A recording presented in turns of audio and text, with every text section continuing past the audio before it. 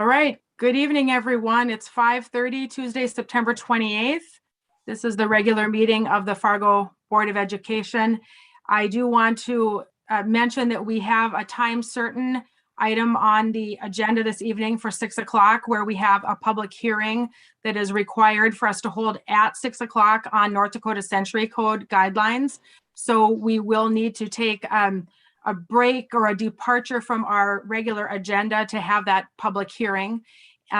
It may last only for a short period of time, so please feel free to continue to stay with us throughout our entire meeting. Is there a motion for approval of the agenda? Please raise your hand, Jim. Yes, I'd like to move adoption of the agenda with the addition of the HR addendum that was sent out earlier today to us. Thank you, Jim. Is there a second? Second. Let's see. Tracy, did you have your hand up? Okay, so the motion by Jim and a second by Tracy for approval of the agenda. All in favor signify by saying yes. Yes. Yes. Yes. Yes. Opposed, same sign. Motion passes. And then try to please mute if you are not talking to remove some background noise. Then we will move on to the recognition of the audience. There are 8 members that have signed up to speak with us this evening, and I will read those guidelines in just a minute. I just want to let you know I will try to stay as close to possible for the public comment as we get to 6 o'clock. But again, if we need to take a little break in that period of time, just please make sure to stick with us, because we have all 8 of you signed up and we're ready to listen to what you have to share with us this evening. Rebecca. Yes, Anne Marie. Currently in the waiting room for our public comment, we only have 5 of the people that have signed up. So it might be that when you call somebody, they are not there. Okay, sounds good. Thank you. Okay, here we go. At this time, the board will hear comments from the public. We ask that each speaker who has signed up to address the board state their name and address for the record. Speakers must refrain from using this forum to criticize or complain about a specific employee or student by name. Vulgar or profane language will not be tolerated.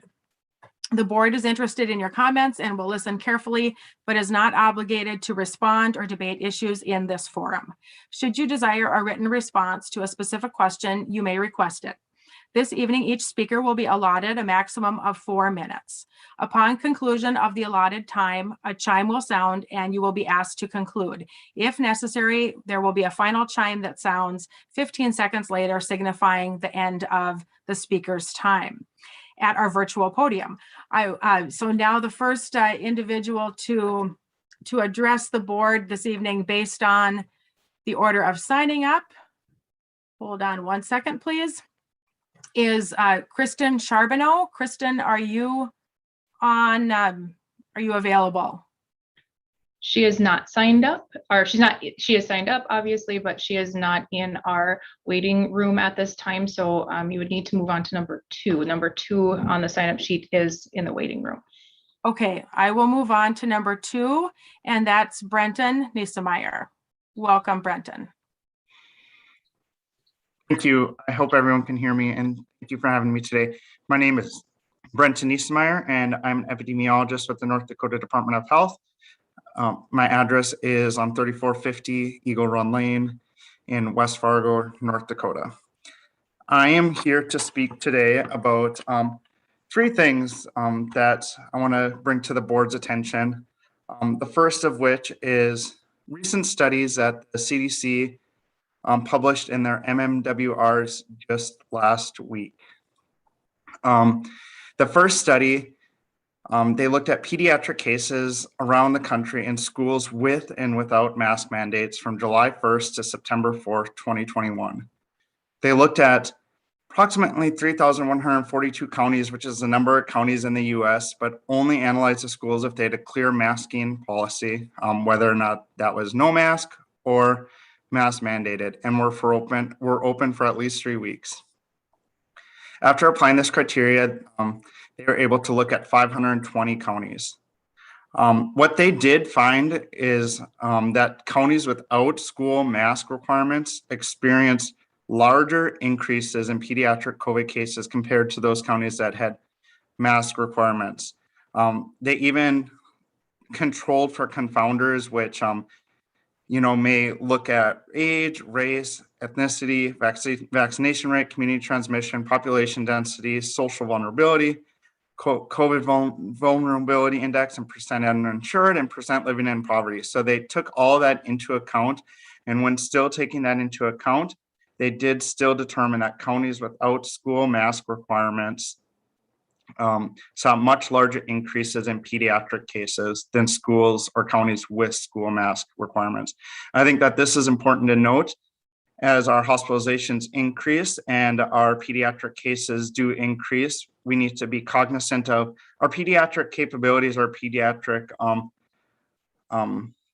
capacity at our local hospitals. Many of our hospitals across the state, and especially in the community, may not have pediatric intensive care units and be able to care for those pediatric patients. Second study that the CDC also came out with last week looked at the impact of mask policies in school-related outbreaks. This study was based in Arizona, and they studied about 1,020 public schools, which accounts for about 98% of the public schools in Arizona, from July 15th through August 31st. They found that there were 191 school-associated outbreaks during that study period. They looked at the masking requirements and the masking of those areas. They found that 8.4% of those outbreaks were in schools with early mask requirements, so that these schools had masking requirements prior to the outbreak. 32.5% in schools with late mask requirements, that the schools may have imposed the mask requirements as an outbreak has already started to kindle, or as an outbreak has just started in the school. And then 59% of those schools were in, or 59% of those outbreaks were in schools without a mask requirement. The conclusion of that data showed that schools without a mask requirement were 3.5 times more likely to have outbreaks of COVID compared to schools with mask requirements, even after accounting for the confounders that I talked about earlier. This just shows that masking in schools does work, and that it's important to keep that in line when trying to keep schools open. Thank you. Thank you, Brenton. And the next person to speak is Desi Fleming, and there is a counter on the screen that we all should be able to see, that it will be set at 4 minutes upon Desi beginning. Good evening. I'm Desi Fleming, Director at Fargo Cass Public Health, 1240 25th Street South in Fargo. Last Friday, the health systems alerted the public that hospitals are near critical capacity, along with staffing shortages due to high demand for healthcare workers nationwide. With limited bed availability and staff, all patients may experience a delay in care or need to be transferred elsewhere. This not only includes care for COVID, but other health needs as well. For COVID specifically, those patients who are hospitalized and on ventilators are predominantly upwards of 90% unvaccinated individuals. If you've not been vaccinated and are eligible, please get vaccinated. Childhood COVID cases continue to increase. Last Friday, North Dakota had 645 new cases. Of those 645 new cases, 170 were children. Children make up nearly 30% of active cases in the state. There are currently 2 children with COVID in the 0 to 5 age group hospitalized within Cass County. The Fargo School Board has been a leader in the state implementing full CDC and American Academy of Pediatric recommendations in an effort to keep kids safer in our schools.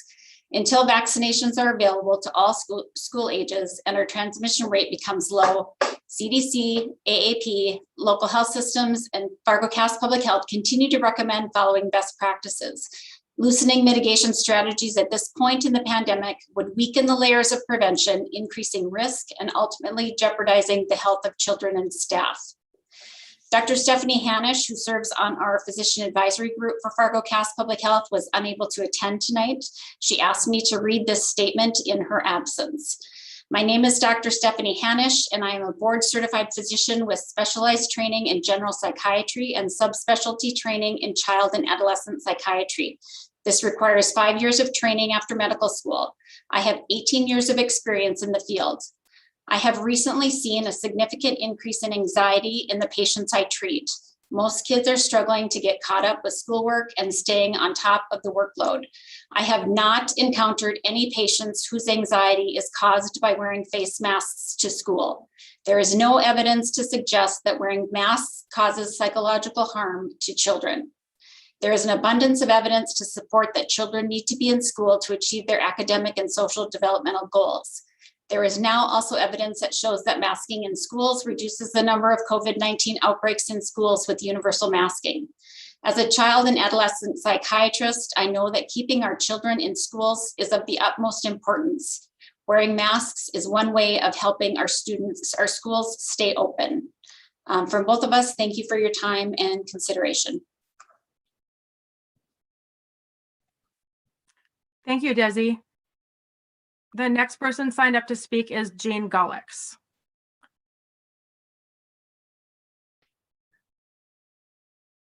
Jean is not in the waiting room at this time, but our first person who had signed up has joined us. If you, however you want to do that, Rebecca. Okay, thank you. I am going to keep going in the order that individuals signed up, and afterwards I will go back. I'm going to mark here Kristen. I'll go back to Kristen, and Jean is still not. I'll go back to Jean as well. How about Joseph Kennedy?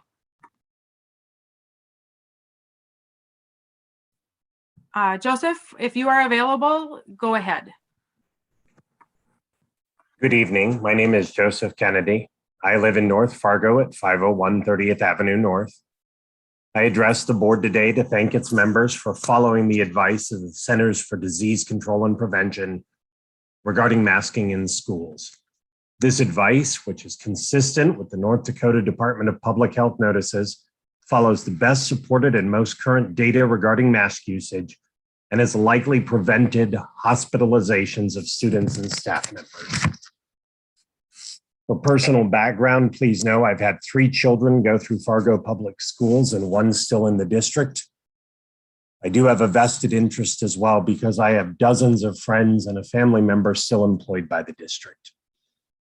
For those who don't know me, I am not known for blindly supporting any government entity, particularly this board.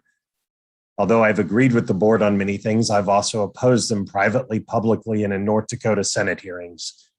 So please know my support is not a knee-jerk reaction nor politically motivated. The members of this board have been subjected to local, state, and national attention. They've been ridiculed, threatened, and harassed. And it is important that all of us who believe our community's long-term needs are more important than our individual temporary comfort publicly support this board and its members, because 3 things are absolutely clear. First, masks reduce the risk that a person who has been infected with COVID will transmit the virus. Literally every study conducted on this topic confirms it. Some studies ascribe a much higher or much lower percentage of reduction, but every study tells us that wearing masks reduces the spread of COVID.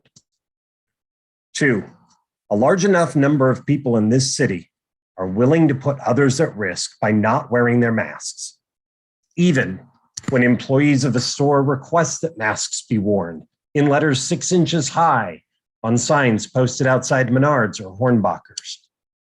So a mandate is needed to protect the rest of us. Despite the reputation of Fargoans as caring about others, the behavior of a couple hundred or thousand people in the past year has made it clear not all Fargoans care enough about other people. Even as our county continues to have a high level of transmission and Fargo Cass Public Health recommends that all people wear a mask in indoor public settings, many of our friends and neighbors are not. 3, the majority of Americans, based upon dozens of polls, and the majority of Fargo public school residents, based upon the failure of a recent recall attempt, clearly support mask mandates in school.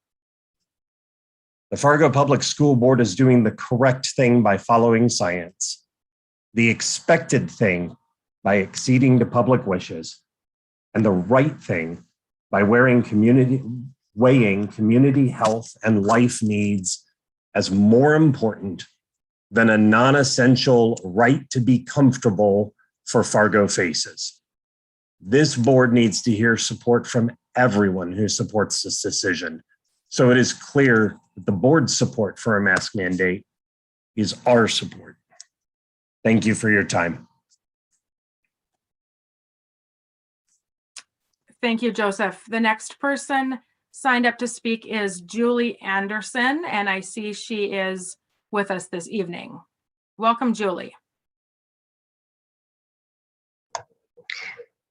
Thank you. My name is Julie Anderson, and I live on 5th Street North in Fargo.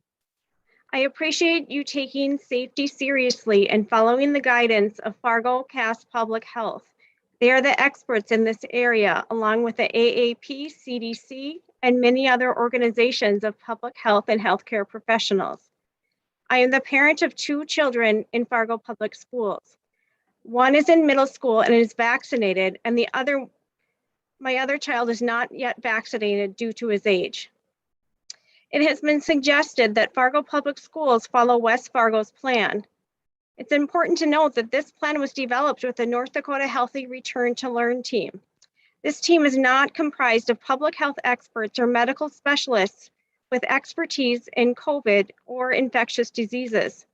Instead, there is a retired geriatric specialist, a retired public health administrator specializing in environmental health with regard to coal mining, sewer, and garbage systems.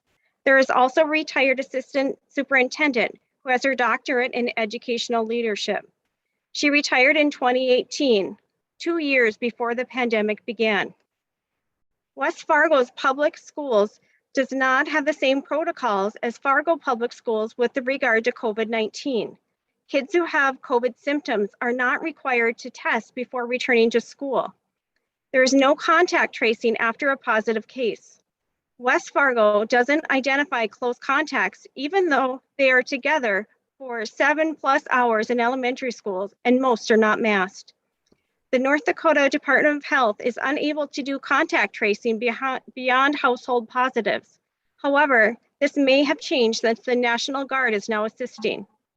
It is difficult to compare the 2 districts because they don't follow the same set of guidelines. In the media, it was just reported that since the beginning of the school years, Fargo had 178 cases, West Fargo 232, and Moore had 163. Just last week, Fargo had 77 cases, West Fargo had 90 cases, and Moorhead had 29 cases. West Fargo has a reactive rather than proactive plan. By waiting until there are 4 or 5% of active positives to enact mitigation strategies, it will be too late. COVID will be too widespread. This plan puts unvaccinated children at risk. Children 12 and under can't yet be vaccinated, but it will be coming soon. Just today, data was submitted to the FDA after trials with kids aged 5 to 11. The emergency youth authorization is expected in weeks rather than months. Keep universal masking, contact tracing, at least until kids have had the chance to get vaccinated and to be protected from severe illness. The cases are rising quickly, especially among elementary students. This is a pandemic primarily of the unvaccinated, and none of our elementary students are vaccinated. The graphs I sent you have been developed from the downloadable data from the North Dakota Department of Health. Cases are on the rise among our youngest students in Cass County. This is a fact that cannot be debated. Weekly cases are almost at the same level as last fall and are still rising. This is not the time to take away mitigation strategies. September case rates are almost as high as last November's rates for age 0 to 9. Last week was 109. Last November, the high was 120 per week. Cases are continue to rise and they're rising sharply. Please help me protect my children and continue to follow the guidance of Fargo Public Health. Thank you. Thank you, Julie. The next person to speak is Daniel Stenslawski. I apologize if I mispronounced the last name. Feel free to correct me. Daniel. Can you hear me? Yes. Okay, awesome. Good evening, and thank you for letting me speak tonight. I am Daniel Stenslawski, and I hold a PhD in molecular biology and biochemistry. I am the Chief Science Officer of the Midwest Public Health Coalition, a public information and action company that investigates, analyzes, and ultimately provides science-based information about issues of public health concern to the public. As COVID-19 has been the public health concern du jour for the better part of 2 years, I have studied all aspects of it in great detail and am with you now to provide perspective on it. It is incredibly rare for a child to die from COVID. According to the CDC, since the beginning of the pandemic, 464 children between the ages of 0 and 17 have unfortunately died with COVID out of a population of 73 million in this country. That is with COVID. Of these, 110 died with COVID and pneumonia, rendering it more likely that these poor children died from COVID, though severe comorbidities are the likely cause of death in these instances as well. The method of COVID case diagnosis involves the RT-PCR test, which draws the viral RNA genetic material out of the swab sample, converts it to DNA, and doubles the amount of genetic material with each cycle of the PCR process. I have read the manuals from the test kits used in our wonderful state, and they use a cycle value of over 40. The CDC recommends 40 cycles. After doubling the starting material 30 times, you are left with approximately 1 billion times the amount of starting genetic material and 1 trillion times after 40 cycles. Multiple studies have demonstrated that the majority of viral samples are not viable from patients who test positive by PCR at over 30 cycles, and they become less and less viable with each cycle beyond 30. What this means is that a large number of cases diagnosed as COVID are actually false positives, and the small number of children who died with COVID shrinks even further, as they were likely misdiagnosed. Therefore, masking children does nothing to protect them, as they are already safe. The flu is more dangerous to children than COVID, and in the past, masking children for the flu was never considered. While there are a few studies that show face masking stops the spread of respiratory viral illness, there are even more that demonstrate masking does not stop the spread of such illnesses. But because there is contradictory information, first principles must be considered. COVID is primarily spread through exhaled aerosols. One exhales countless aerosols with each breath. Studies on influenza have demonstrated that a single aerosol can hold thousands of influenza viral particles. In fact, one aerosol can hold enough viral particles to sicken a human, and a COVID virion is much smaller than an influenza virion. Exhaled aerosols are small enough to penetrate even N95 masks and go above, below, and around all masks. Exhaled aerosols can remain airborne for many hours. One who is sick and extruding virus is exhaling a great many viral-laden aerosols with each breath. It is physically impossible for a face mask to stop the transmission of aerosolized respiratory viruses. I urge you to consider these facts with intellectual honesty and emotional disinterestedness. Masks did not work the first time. They will not work this time, and they will not work in any subsequent times. Masks actually do much more harm than good, particularly to children. Thank you for your time. Thank you. I have 5:54 on my clock. Anne Marie, what time do you have? I have the same. Okay, I feel like we should take a break until 6 o'clock so that we can make sure that we follow Century Code and get that meeting in on time, please. See you all back soon.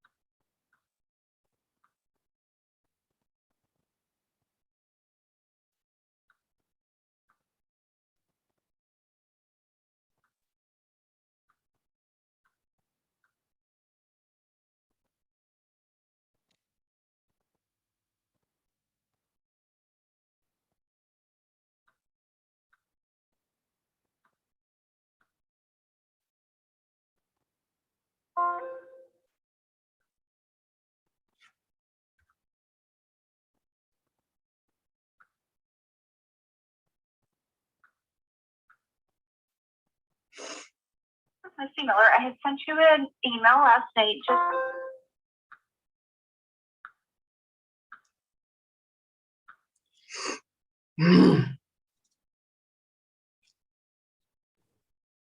If there's anyone that needs to mute, please do so. You might want to check your settings.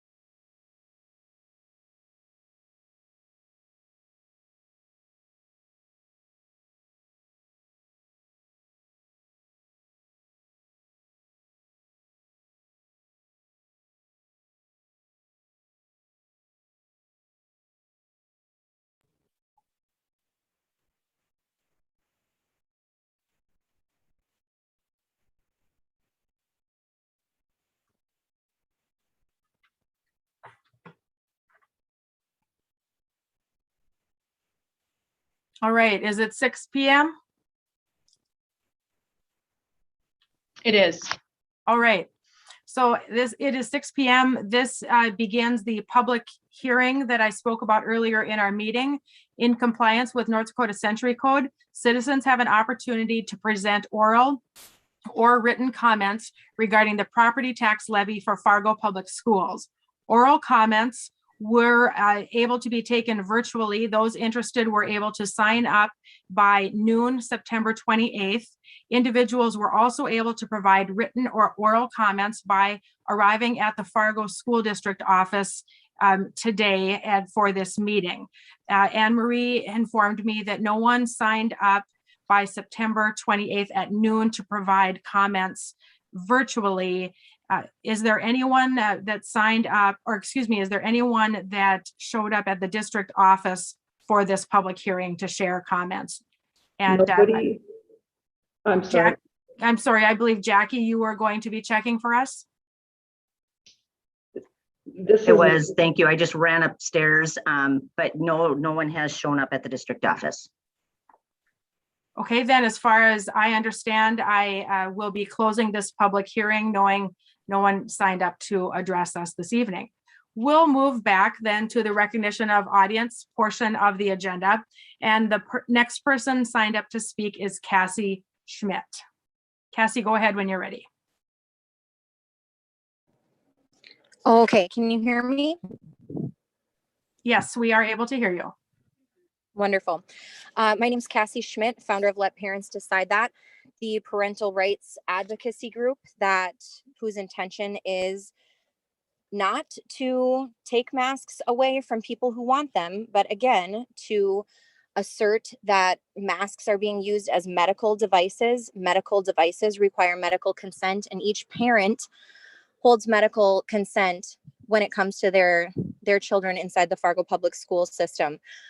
We are not only fighting for parents' rights for their children, but we're also fighting for some of your own staff that have reached out, that are feeling that these measures are going above and beyond and are stepping on their personal rights to make their own medical decisions.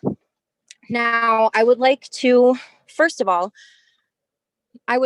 assert that some of the prior comments that have been made are lacking in some information and kind of leading people to believe a certain way, which isn't surprising. Mr. Niesmeyer, for instance, cases do not equal hospitalizations. So when we assert that there's a certain number of pediatric cases, those cases do not equal hospitalizations, as has been proven time and time again by the state's own numbers. We can clearly see that cases do not equal hospitalizations. A positive case does not mean that you're going to the hospital. He followed that comment up with masking works, because he was speaking to a scientific study that he had looked at, asserting that schools with mask mandates versus schools without mask mandates had lower positive cases.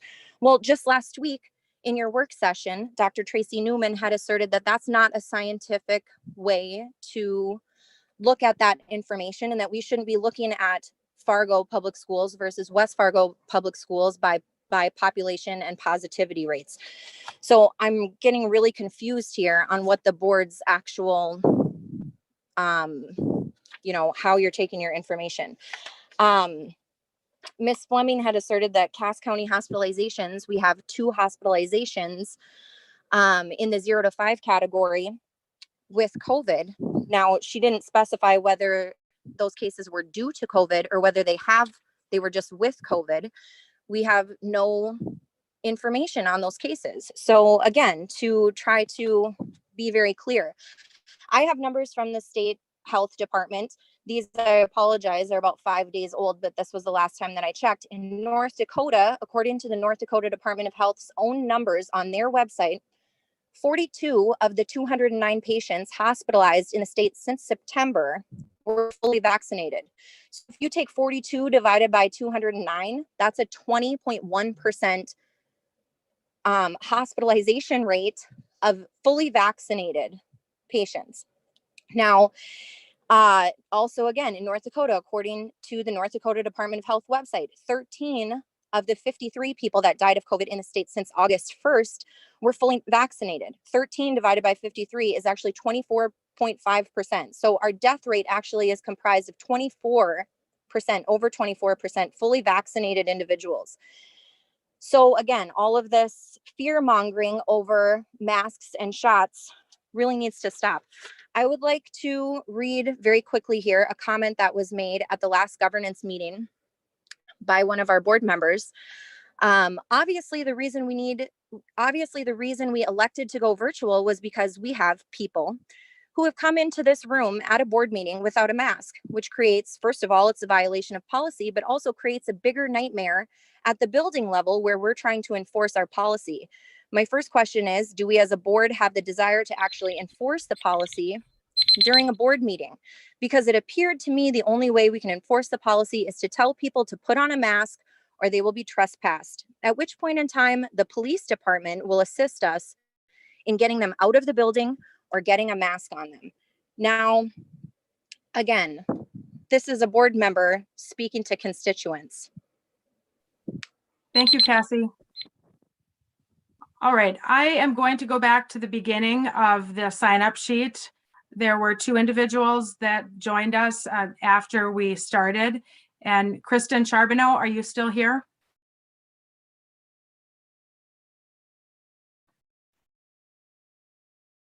Anne Marie, are you able to? Are you able to hear me? Yes, go ahead. Okay. My name is Kristen Charbonneau. I'm a Fargo resident and mother of 5. I have a master's degree in education, and I am a licensed professional clinical counselor. As a counselor, I teach my clients about anger being a secondary emotion. Anger is an emotion that provides protection and distance from those we are angry with and gets in the way of others being able to hear us. I am furious with the recent decisions that the board has made, but I am choosing today to come to you from a place of vulnerability and share some of what is underneath the anger. I am scared that you are causing my children psychological and physiological harm. It is my job to protect them, and I don't trust the people that are making the decisions for them while they are at school. God has created us with amazing immune systems that include breathing in fresh air and exhaling carbon dioxide. I am confused on how to parent my children right now. I have brought them up to respect authority. Now those in authority are doing things that are physically and psychologically harming them. Even though my son with autism, who has a letter from a medical doctor, has been told that he is not able to use the bathroom unless he uses his mask properly for 5 minutes. I've heard from children about their peers being escorted by security officers when the peer has been in close contact with somebody with COVID. Do I tell my children to listen to their teachers, or if they need to go to the bathroom, go to the bathroom? How do you ease the anxiety about the possibility of the humiliation of being escorted by security through the school just because by who you sat by at lunch? I am fearful of the slippery slope. If I don't fight for our God-given rights and the freedoms that our ancestors fought for, what freedoms will be lost next? History repeats itself. There are way too many resemblances to Nazi Germany. I am frustrated that you as a board are trying to silence us. On the FPS website, there's a job description listed for the school board. The following is a direct quote of the job description. Utilizing appropriate strategies to ensure input from students, staff, parents, and the community as a means to link to the community, end quote. Your actions prior to the last meeting of changing your meeting to online and changing the timeline for community members and parents to be able to participate is not matching your job description. It only causes feelings of frustration, but also reinforces mistrust. Changing the meetings to YouTube also creates a barrier for community involvement. I feel mistreated. The majority, not all of you, but the majority, show little respect for the parents and community members that have continued to address this issue with you. I am a grown adult. How do you think the students feel about the masks and not having a say? Based on the lack of trust that I have for the board, I am formally requesting a written response to the questions of how much state and federal money did Fargo Public Schools receive for the policy of putting masks on our children? How is that money being spent? I would like to know what price tag you have put on my children being muzzled. I have one more thing to say. Human beings are miserable if they're living with outside their value system. Many of you have been photographed in public without a mask. On Saturday, I witnessed one of you who has consistently voted to mask my children in public without a mask on. It is obvious that you do not believe that masks are necessary. Why are you forcing our children to wear them? Not only have many of you not wearing masks in public, if you attend any sporting events, it is obvious that it is also the belief of approximately 95% of the spectators that masks are not necessary. Please take the mask mandate away. Thank you. Is Jean Gallicks available? Yes, I am. Okay, go ahead, Jean. Hi, this is Dr. Jean Gallicks. I am a family nurse practitioner and child development and mental health specialist. And I want to talk to you about the developmental impact that the COVID-19 protocols have had on the children. The children have had an increase of 74% in self-injury and suicide attempts from the ER reports. Overdose claims have increased by 119%, and online alcohol sales up to 243%. This is the cause of severe major depressive disorder. 84% of kids say they are depressed, but only 46% of parents recognize it. Kids are being taught that they can't trust their parents, that white parents are not as good as dark parents. This is from a 3rd grader that talked to me. There's an estimated 12 to 18 month delay in academics. The children could not learn online very well. There are a few exceptions. A couple kids that I have with severe anxiety did pretty well at home. ACT and SAT scores are lower. And the biggest fear is caused by them seeing people in masks, because when you have a mask and you smile, the child perceives it as a frown. They need to be identifying people by their nose and mouth. A baby that I know turned away and screamed when a grandma that she knew bent over to talk to her. These kids are behind in speech and language. They can't learn phonics without seeing the mouth move. One little boy was crying because his teacher didn't recognize him without his mask. Teachers get mask breaks, but we don't. We have to eat lunch alone, sometimes facing the wall. We can't talk to each other. The teachers tell me the masks are wet, filthy, filled with tears and drainage, and they're touched all the time. The masks have to be held only by the ear loops and removed and replaced every time they're touched. And even at that, the nanovirus gets through. Any of you who have worn a mask know that your glasses can fog up with them. I have a 9-year-old who was so afraid of getting her grandmother sick. She couldn't play with her friends. She couldn't go outside when she wanted to. And yes, some of this is on the adults, but this is the true story. She kept telling me she was going to protect her grandmother. And what she chose to do was kill herself. And she's 9 years old and she's dead. There are 2 autistic children I see who have had no services. They can't keep their masks on because of their autism. They've been sent home for up to a month because they wouldn't keep their mask on. They are very delayed now in communication. There are many, many more stories of children who are suffering. Their biggest fear is talking to someone about being uncomfortable and not being able to breathe with their masks on. This has caused conflict in them because they're used to trusting their teachers.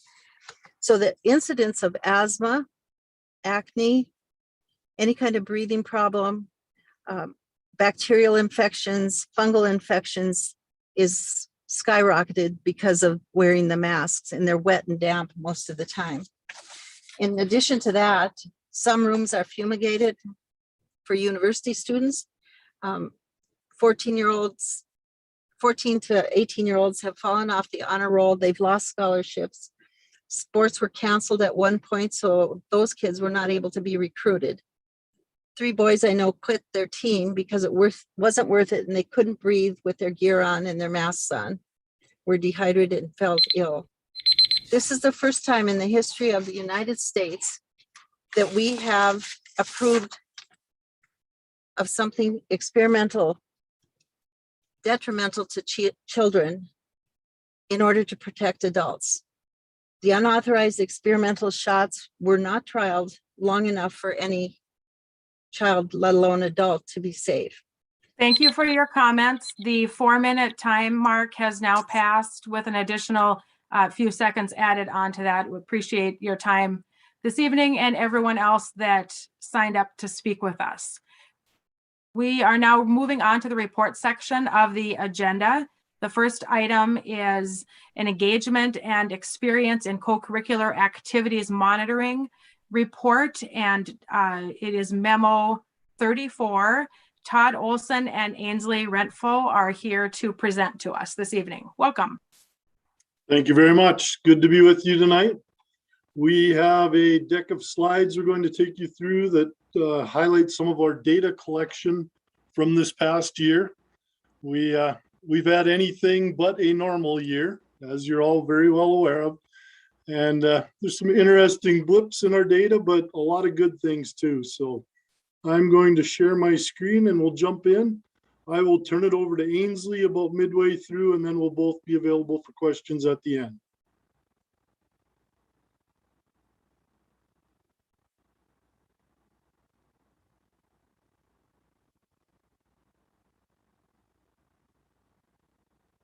Somebody give me a thumbs up if that's coming through. It looks good. Okay, thank you. All right, our first slide here. This is Strategic Initiative 4, as was said. In May of 2021, we surveyed our students You see on the bottom there, we had 2,599 responses. That's actually down about 700 from what we typically would get. I think there are a number of reasons for that we've all been experiencing. A little bit of demographic information. Roughly 2/3 of our kids indicated that they had participated. We had just over half were females, and then you see a breakdown by the school that they attended. There's a breakdown by grade, by what they described as the majority of their participation. So it might be a student who's in an academic activity like speech, also plays football, and might be in the 3-act play. But we asked them to choose one that describes their majority. And the third graph on that page is my favorite one. 43.9% of our kids, and this is in all 3 activities, athletics, performing arts, and academic activities, 43.9% indicate their number one reason is fun. You know, when we interview coaches and things, one of the words I listen for is fun, because if this isn't fun, why are we doing it? Okay, now on these slides, what you have in your packet is each of these areas broken out by athletics, performing arts, and academic activities. For the sake of brevity, we combine them all. So this is a summary of all 3 cases. We see that over 90% of our kids felt connected and cared about during their participation. Again, over 90% contributed positively to the development of their character. You know, when you give a survey like this on participant satisfaction during a pandemic, you're not ever really sure what you're going to get back for responses. And these responses look like what we'd expect in an average year. So that tells me that our coaches, directors, and advisors did a wonderful job this past year of at times making do. We had middle school, the first half of the year, they were in hybrid. So we only let them participate on the days that they were in school. So it was a very different experience for a lot of those kids. Our high school kids had a similar experience to what they have in a lot of areas, but they missed out on an awful lot too. And still, we had some pretty positive feelings about what went on this school year. Moving on here, did we talk about citizenship, sportsmanship, respect? Again, over 90%. They felt safe. Even during a pandemic, over 90% of our kids felt safe, which again tells me that our coaches, directors, and advisors did a lot of good things to make their students comfortable. One of the things we often hear about is our coach, director, advisor doesn't communicate with me. Here we have over 90% that communicate positively. Again, over 90% indicated that their coach, director, advisor was knowledgeable.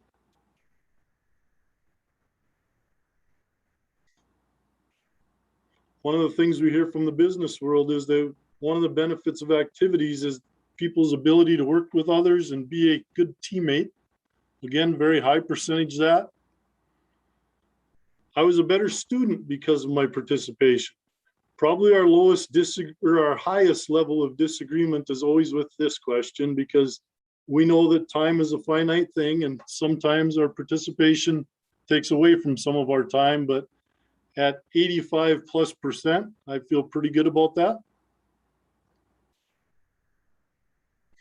And then we were asked a few years ago by the board to ask why kids don't participate. And out of our group that indicated they did not participate, we asked, first of all, the question on your left. Interesting to me, the after-school job, I think, has shrunk every year for the last decade. But the number of kids indicating that that is a conflict. And then we also asked students, what non-school activities were you involved in? Now, we have a great activities program in the Fargo Public Schools, but we aren't the only show in town. There is a lot of wonderful programming available for our students. And this is just kind of a sampling of what else kids are doing besides what we can offer as a school district.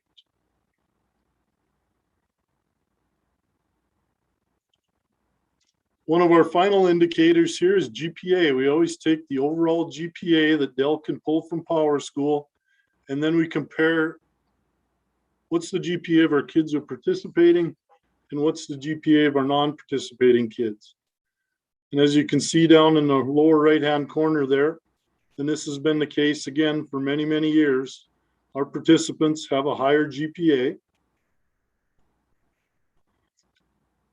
Another measure of strategic initiative number 4 is the High School Activities Association, which is our governing body for sports, fine arts, and forensics in the state. They have a program called the Team Scholar Program. And if you have a team that has a 3.2 or higher cumulative GPA, you can submit that for recognition to the High School Activities Association. And once again, we had over 60 groups, and the groups are broken down by school and by activity in your packet. But that's a pretty impressive number, and that's about right on what we normally expect. High 50s to low 60s. So felt pretty good about that. My last slide, I'm just going to give you a little bit of an overview of the things that we host with our tournament committee this year. Number of state tournaments. We actually had our first postseason event yesterday. We had East Region Golf already. It seems like we just started school, and it was a good day at Edgewood. Fargo Davies was the region champion, and Rose Solberg, an 8th grader for Davies, was the medalist. So it was a fun day. With that, I'm going to turn it over to Ainsley. Thank you. So here are our 2021-22 school year theater productions. All of the high schools have a play and a musical and a one-act, as well as other events that come up throughout the year. And all of the middle schools have a play and a musical. So some great productions coming up this year.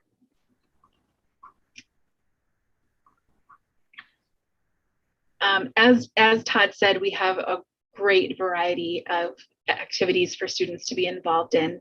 And last year, middle school and high school was quite different, but they were able to do some of the activities just a little differently. Last year, elementary, we did not have our co-curriculars. So we are jumping with joy to welcome back our elementary co-curriculars this year. Of course, making adaptations as we need to for health and safety, but we're excited to have all of our co-curriculars back at all of our levels. And you can see the great variety that there is across the district at the different levels. The Learning Bank continues. The Learning Bank is a nonprofit organization that offers fine arts opportunities to all students in Fargo Public Schools in grades 1 through 6.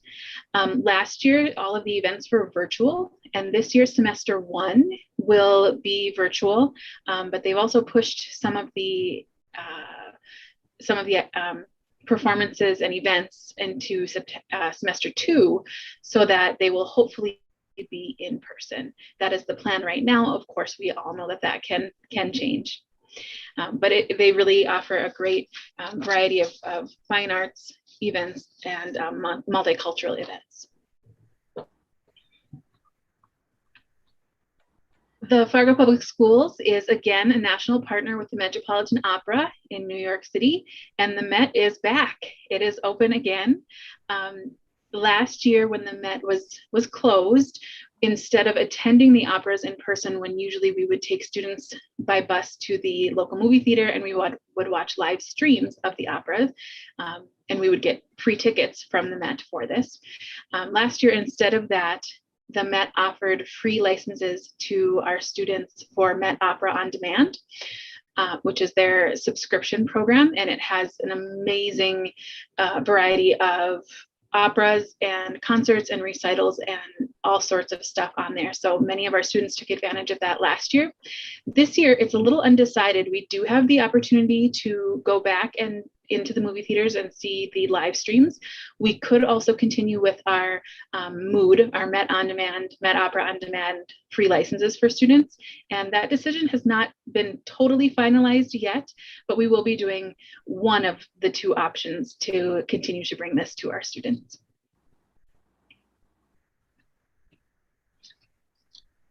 We have a lot of exciting guest artists and educators this school year. In fact, two that are listed here have already been here, and we've already been learning from them. The bottom one, Chuck Lazarus, was at South a couple weeks ago and did some master classes with the band. And the top one, Dr. Scott Edgar, was just with us yesterday virtually for some professional learning with our secondary music and theater teachers.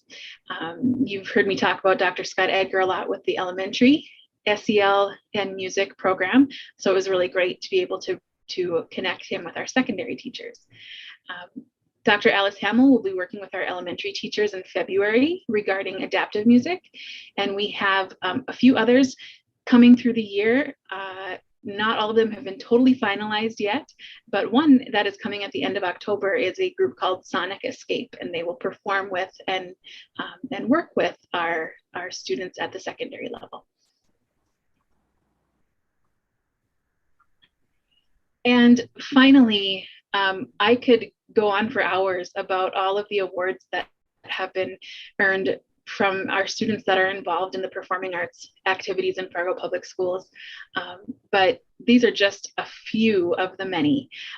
We really take pride that students who are involved in one activity do tend to be involved across the board, and they have earned awards in the performing arts, but also academic awards, athletic awards, and so on. So again, just a small spattering of some of the awards that our students and teachers have earned. I'd like to point out the second to last one, especially last year, our own Sarah Lichtblau, choir director at South, was named North Dakota Choir Director of the Year. Very well deserved. And finally, again, we were awarded for the 18th year Best Communities for Music Education by the NAM Foundation. So we always like to celebrate that, and we really thank you for your support in helping us offer these opportunities to our students. All Yes. right, thanks to both of you. Are there questions? Todd, I'm sorry if I interrupted you. No, I was just going to say thank you also for your support of our activities program. I think we have a lot of good people doing a lot of good things for our kids. Agree. Board members, I know we all had time to review the information sent to us. Did anyone have questions? Please raise your hand. I will look for a hand. I'm not seeing any. Okay. Thank you both for the information and all the work that you do on behalf of the kids here for Fargo Schools. Appreciate it. Thank you.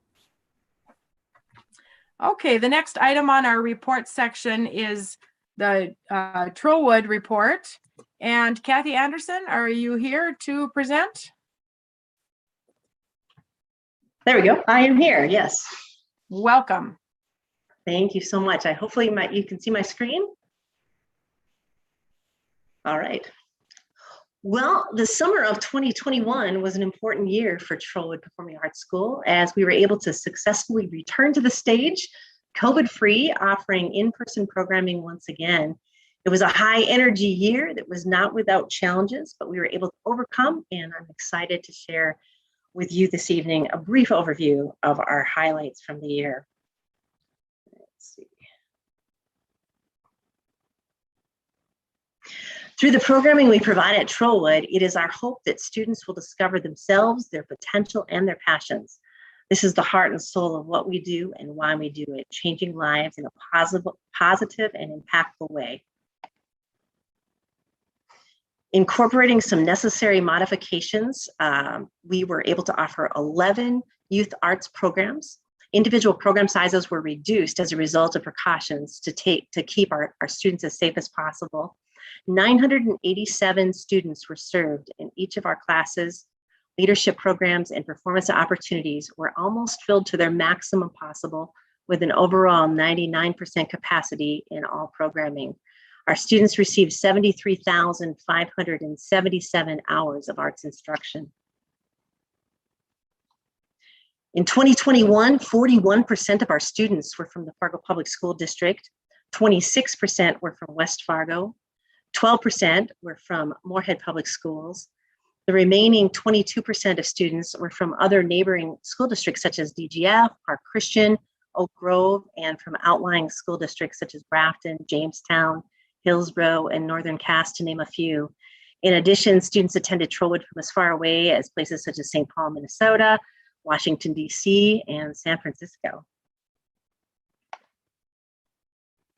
In 2021, we offered 5 significant staged performing opportunities for students from 5th grade through graduated seniors. Our 5th and 6th grade students performed Disney's The Jungle Book Kids. Our 7th, 8th, and 9th grade students performed Mary Poppins Jr. Our high school students performed an original play written and directed by South High drama instructor Kevin Kennedy, titled Life Cycles. And finally, our main stage musical program produced Cinderella, featuring our high school students as cast members, orchestra members, and technicians. In addition, Trollwood offers a full array of arts instruction for students from elementary through high school. In 2021, this included 65 workshops, classes, and leadership opportunities.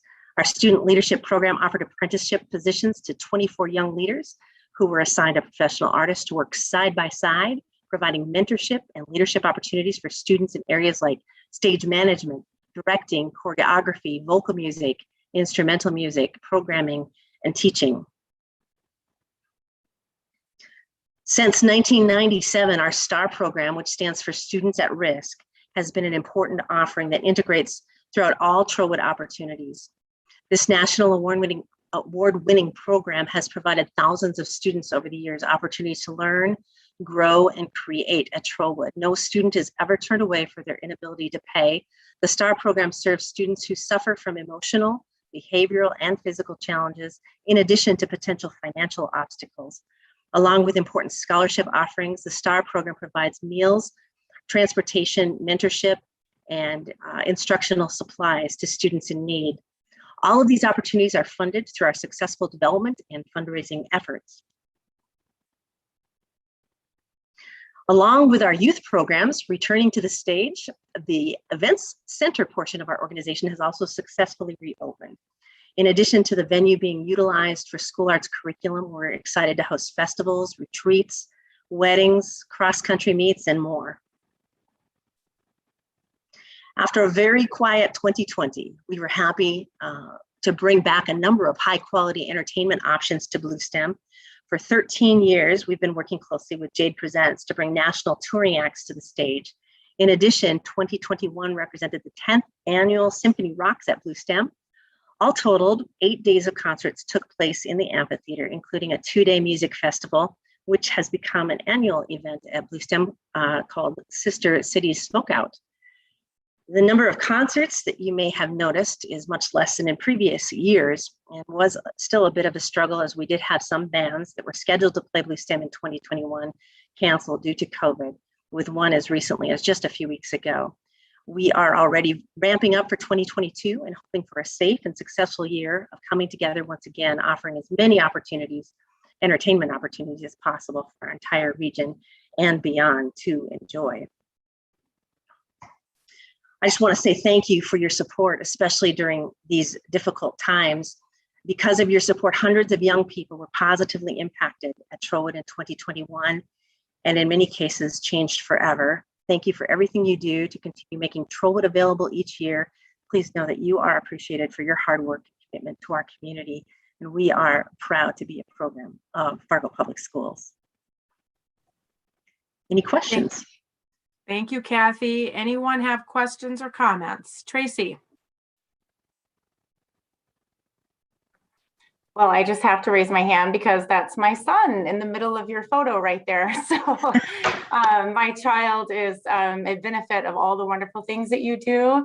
He and our family has enjoyed it so much. So thank you for what you provide to kids. He got to be in the Mary Poppins musical this year and many others in the years past. So I just wanted to say thank you. Thank you. Appreciate that. Anyone else?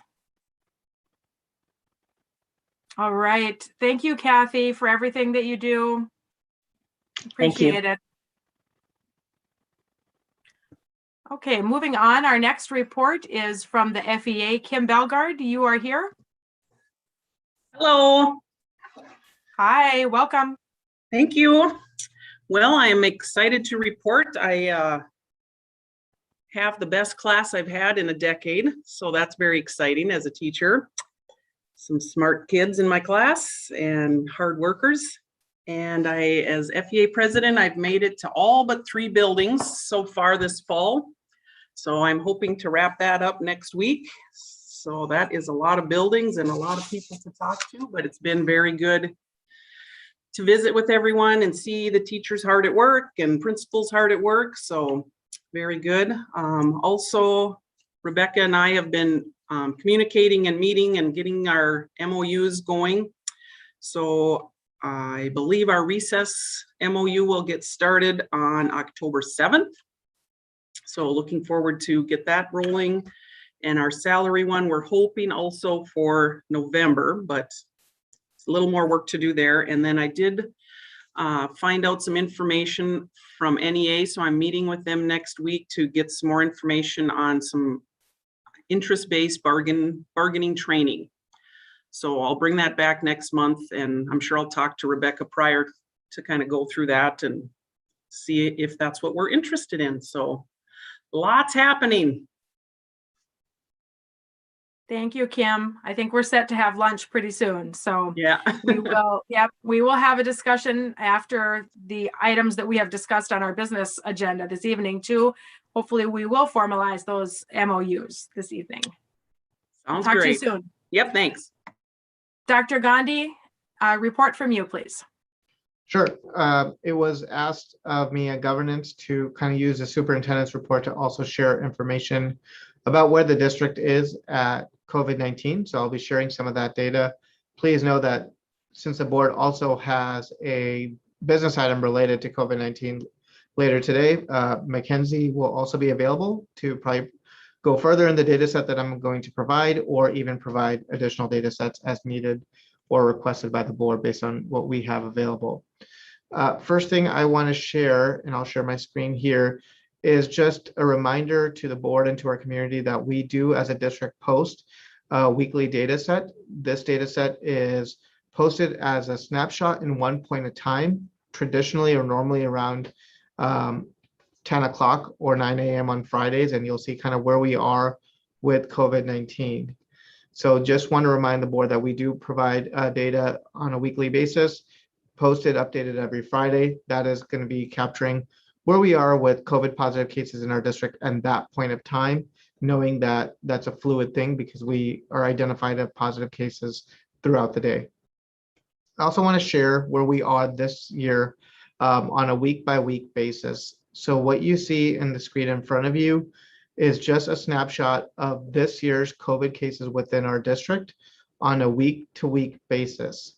This year's are the ones that are in color, and they're color-coded based on elementary school, middle school, or high school. The black and gray columns that you see next to them are in comparison to the same week from last year.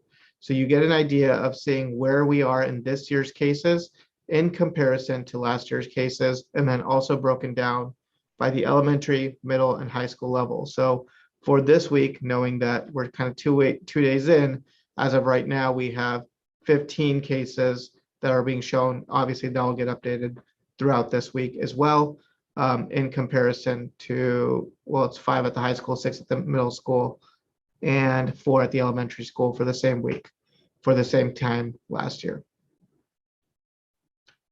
I will, again, Mackenzie will be here for maybe more questions that we have, but wanted to share that. And that's it for my report for today. Thanks, Dr. Gandhi. Let's move through the consent agenda and then take a 5-minute break after that. Is there a motion for approval of the consent agenda? Robin? I move approval of the consent agenda with the HR addendum. Is there a second? Second. Second by Jim. Okay, all in favor signify by saying yes. Yes. Yes. Yes. Opposed? Yes. Okay, motion passes. Let's please take a 5-minute break. See you all in a little bit.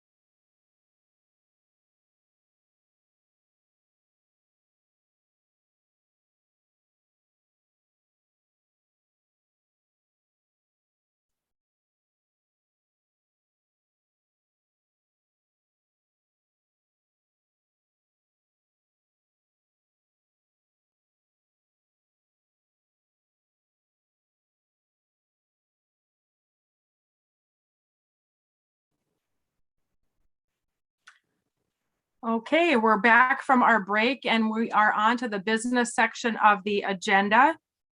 Memo 39 is in regard to the 2021-22 final mill levy certification and budget approval.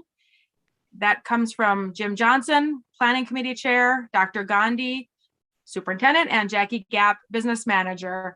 Who would like to kick off? Jim, go ahead. Thanks, Rebecca.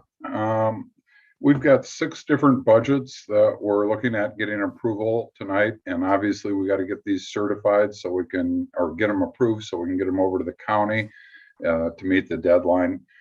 4 of the 6 budgets have no changes from our preliminary approval back in July. So if the board would allow a little discretion, I'd like to make a motion to approve those 4 first, and then come back and address the general fund and the building fund, which do have some minor modifications. So at this point in time, I'd like to make a motion that we approve the nutrition service fund, the special assessment fund, the special levy fund, and the debt service fund as we approved back in July with no changes for final approval now. Second. All right, who provided the second? Brian. Brian, okay. So then there's been a motion and a second. I'm looking in terms of discussion. Tracy, I know you had your hand up at one point, but was it not in regard to this item? Just to make the second, thank you. Sorry, I didn't catch you earlier. Okay, any discussion? I don't see any hands up indicating the need for discussion. So Anne Marie, please call the roll. Benson, Yes. Gullickson, Yes. Holden, Yes. Johnson, Yes. Brian Nelson, Yes. Robin Nelson, Yes. Newman, Yes. Paulson, Yeah. Yes. President Knudsen. Yes, motion passes. Jim, go ahead. Thank you, Rebecca. So the first fund that had some modifications that I'd like to take you through is the general fund. And there were probably 3 areas that really impacted some minor modifications to this budget. First was the opening of the Explorer Academy. Second was the interfacing of GASB 84. GASB stands for Government Accounting Standard Board. And they put some new rules forward. And Jackie will correct me if I get this wrong, regarding how we do the accounting for agencies that are associated with Fargo Public Schools. And that really is the bulk of the changes. And then, of course, we finalized our teacher contract after that July initial session, and that related to some changes as well. So I'll put forward a motion, and then I'll, after it's seconded, call on Jackie to walk us through the changes to that general fund. Following that, we'll take a look at the building fund. So I'd like to move that we approve the general fund as provided in your packet for tonight's meeting. Second. Robin, you had your hand up. Second. Okay, I'm going to give the second to Robin. And any discussion? Well, I'd like to turn it over to Jackie to walk us through the changes to the general fund, if she would. Sounds good, Jim. Jackie, go ahead. Great. Yeah, thank you, Jim. I am going to share my screen as well. Are we hopefully seeing somewhat of a slideshow? Not yet. With that, what happened then? Okay, let me try again. And if I can't get that going, I will just walk you through it. Let's just do that then. So as Jim mentioned, there have been a few changes to the general fund.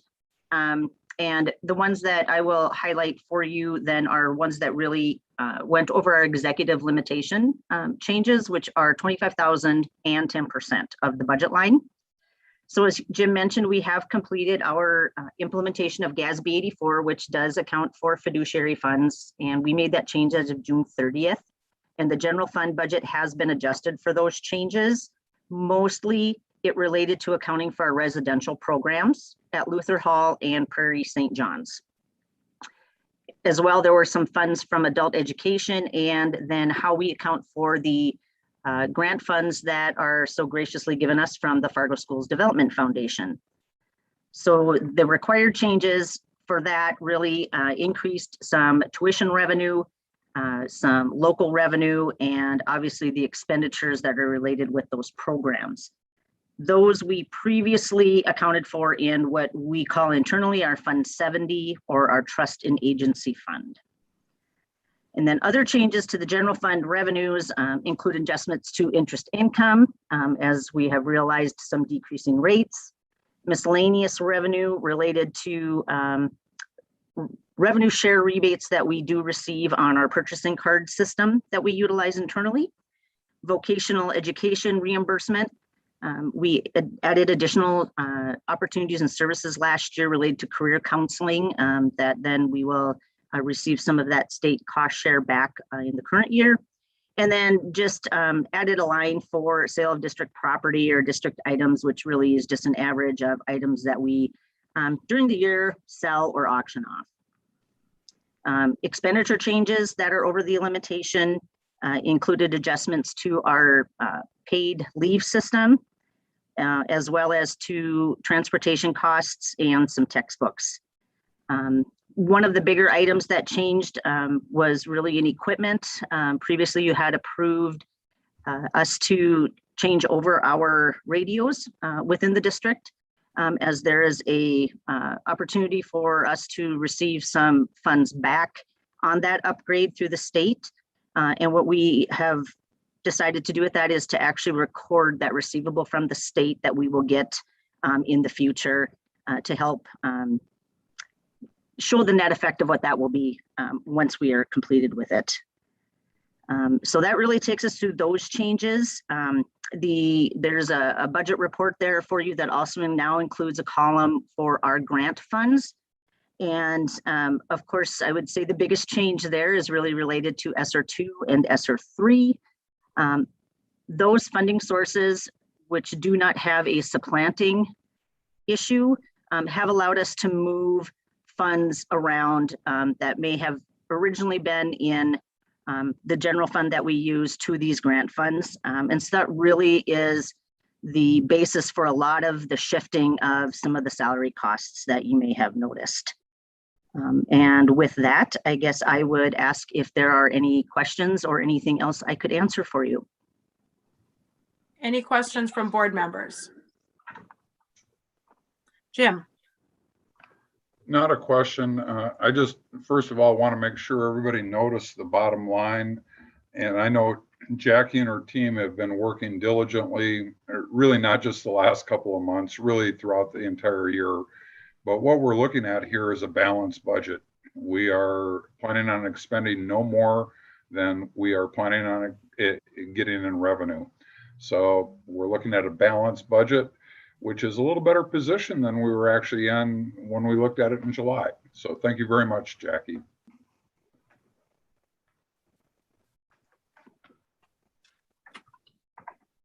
Brian, go ahead. I was just looking for the ESSER 2 and 3 revenues in the federal. I didn't see them there as far as what we were going to take in. I was just curious what that would be. Yes, Brian, if you, so if you're on the report that has the general fund all with the column for the grant funds, if you look at line, and it would be page 2 of that report, the line under 4590 other restricted federal, you will see an amount for 2022 of about 17.4 million. And so that is what we are currently anticipating will be spent with those funds in this coming year. Okay, thank you. You're welcome.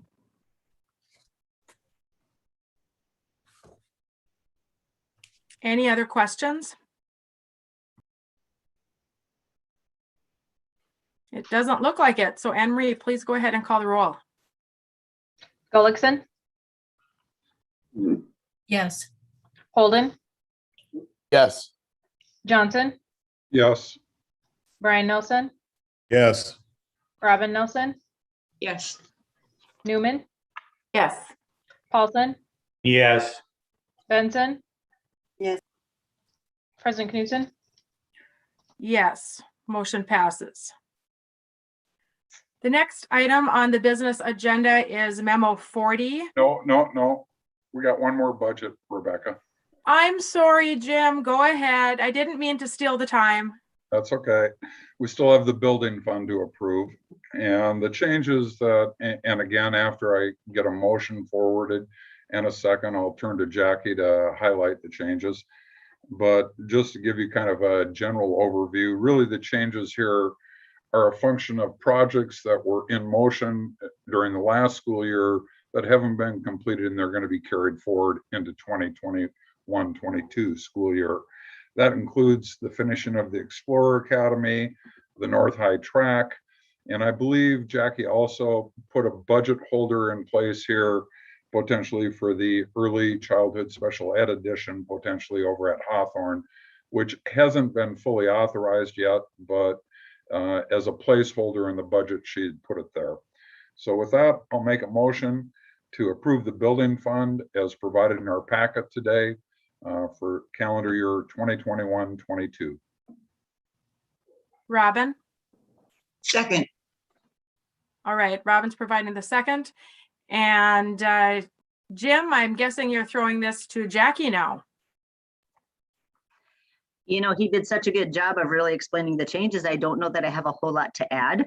The majority are really due to finalizing last fiscal year and knowing where the current projects in process are sitting and making those changes. And he was absolutely correct in saying that we are having some placeholders not only for the North High Track project, which we will be looking to begin in the spring, but as well for the addition to Hawthorne for the early childhood special education, should that as well be approved to go forward in the future. If anyone, again, has any questions, be happy to answer them for you. Thank you, Jackie. Anyone have questions? No questions? All right, go ahead, Anne Marie, please call the roll. Holden, Yes. Johnson, Yes. Brian Nelson, Yes. Robin Nelson, Yes. Newman, Yes. Paulson, Yes. Benson, Yes. Gullickson, Yes. President Knudsen. Yes, motion passes. Okay, now we are on to the next business item. Memo 40 regarding salary commission and recess commission assignments as a result of the two memorandums of understanding that surfaced from the Fargo Education Association and the Fargo Board of Education negotiations agreement. And we had discussion about that at our September 21st work session, where board members provided thoughts and recommendations on individuals to serve on both of those commissions.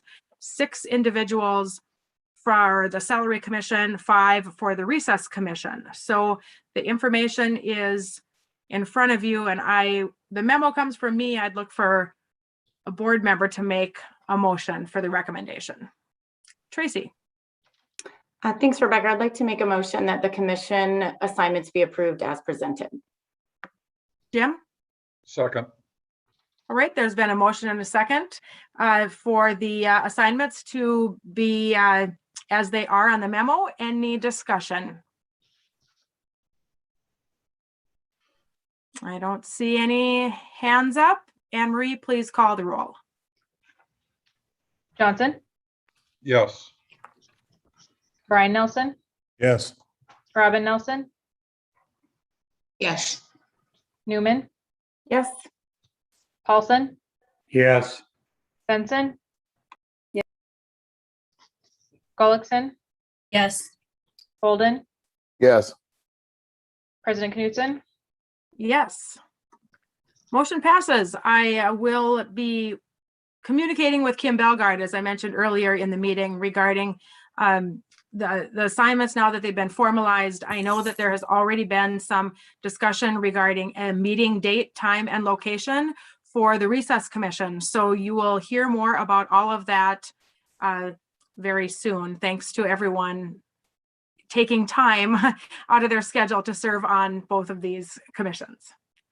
Okay, moving on to item C, it is a postponed motion from the September 14th meeting. That is memo 41. And since the motion had already been made and seconded at that meeting, we are at the discussion point of that motion. So I will open up discussion on that motion and look for hands. Any discussion on the motion? I will state the motion that was on the memo for those who are listening in. Scrolling through my information here. The motion that was made was to direct administration to update the current policy to recommend masking versus mandate. Any discussion on that motion? David, go ahead.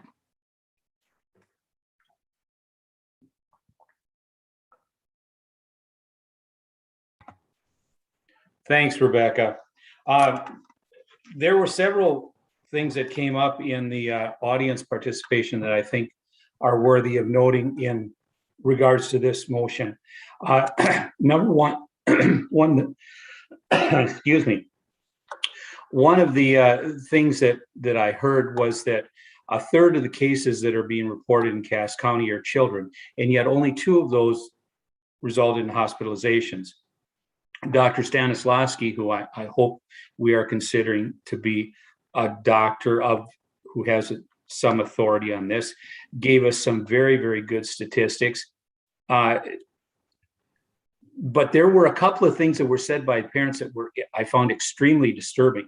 One of the parents said that their child was being prevented or being denied bathroom privileges because of improper mask use. If that's happening, that's abusive. I couldn't believe it when I heard that. Another, I think it was Dr. Gallicks, said that there were 2 autistic children that have been removed from class for at least 2 weeks because of refusal to wear masks. Those children must be in school. They need the face-to-face more than anything. If that's what we're using this masking for, that is almost borderline criminal. I was just appalled by that. Some other things that were said, the fact that particularly special needs students need to see a mouth and face so they can judge the mood of a person. The speaker was absolutely right. When I speak to people, when you smile with a mask on, your eyebrows appear to a person to be frowning. It's terribly hard, particularly on elementary students, to not be able to see the face of their peers and their teachers. And when you start looking at the numbers, particularly when you're speaking of children in K through 5, they're just, number one, there's not a terrible concern of drastic illness. They either have immunity or their immune system is strong enough that they have very, very minor cases that do not require hospitalization. I just think that, as our first speaker said, the motion was not to remove masks. The motion was to give parents the option of masking their children. And if by looking at my emails, most of the people in the district still want their children masked, chances are that the majority of the children in every one of these classes will be masked anyway. We're simply asking that parents be expected to make the choices for their children. I really would like to see this, if this does not become a mask optional for the entire K through 12. I really wish that we seriously consider allowing the elementary kids the option of not wearing their masks. I feel very, very strongly about this. And to all of those people who have emailed me demanding that we can keep masks on, I am not advocating that we remove masks. I'm simply asking that parents be allowed to make this decision for their children. Thank you. Thank you, David. Other comments? Jennifer? Thank you, David. Those were some excellent points, and I appreciate them. Sorry, I'm processing everything that you had shared, but I want to. It makes me also think about outcomes and our duty as school board members, sitting around the table, making or influencing policy that is related to our kids' academics, their success in terms of their educational outcomes.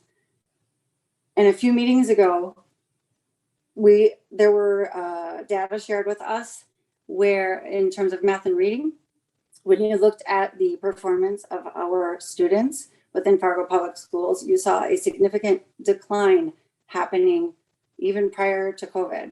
From 2016, that slide began. And as I think about and listen to what David just said, and the parents out there begging for you to recognize, or for us to recognize, just the impact that this has had to a student's ability to learn, whether that be our ELL student population, or if we are talking about children in their development. And we used to talk about how important that is to be able to see facial expressions and smiling and what that meant for a child. Those are all important things. And we know this to be true, but we're not talking about it. And so I guess I would say, let's have a conversation regarding that specifically. Do mask mandates, how do they impact our children in terms of academic performance? How are we impacting their ability to learn? Because every decision that we make, much like Kirsten Baesler said, every decision that we make, at the core of it, it should be about that, right? In the business of education. Which is, again, why what is happening here is we are being heavily lobbied by a public health division whose opinion is a mask mandate. They don't have the authority to mandate it, so they are lobbying to those of us, the Board of Education, who do have the authority. So that's another topic that we haven't spent really any time talking about, is constitutional rights of individuals and students. So there are so many reasons to say, okay, we will post your recommendations, but it should not be up to, we should not be mandating this for so many reasons. I want you to think about those things for a minute. I want you to be, can you really, what is the end goal here? We know that it's having negative outcomes for some kids. So I guess the last question I would ask you is, when all these emails that we get from folks that want us to keep the mandates say, until our children can be vaccinated, until mass vaccinations. Well, guess what? Those that are vaccinated now are wearing masks. We're mandating them to wear a mask. So that is not the end game. Like, that's apparently not the end game. So, and I think we've all agreed, right, or been told by the health department that COVID isn't going away, right?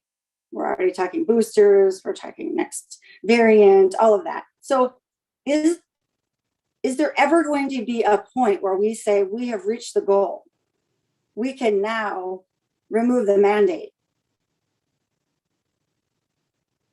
Are you okay with mandating our children to have these masks on for the rest of their K through 12 life? Because we all know you don't have to wear it outside of Fargo public schools if you're a kiddo. I mean, we're the only, school in Cass County, right?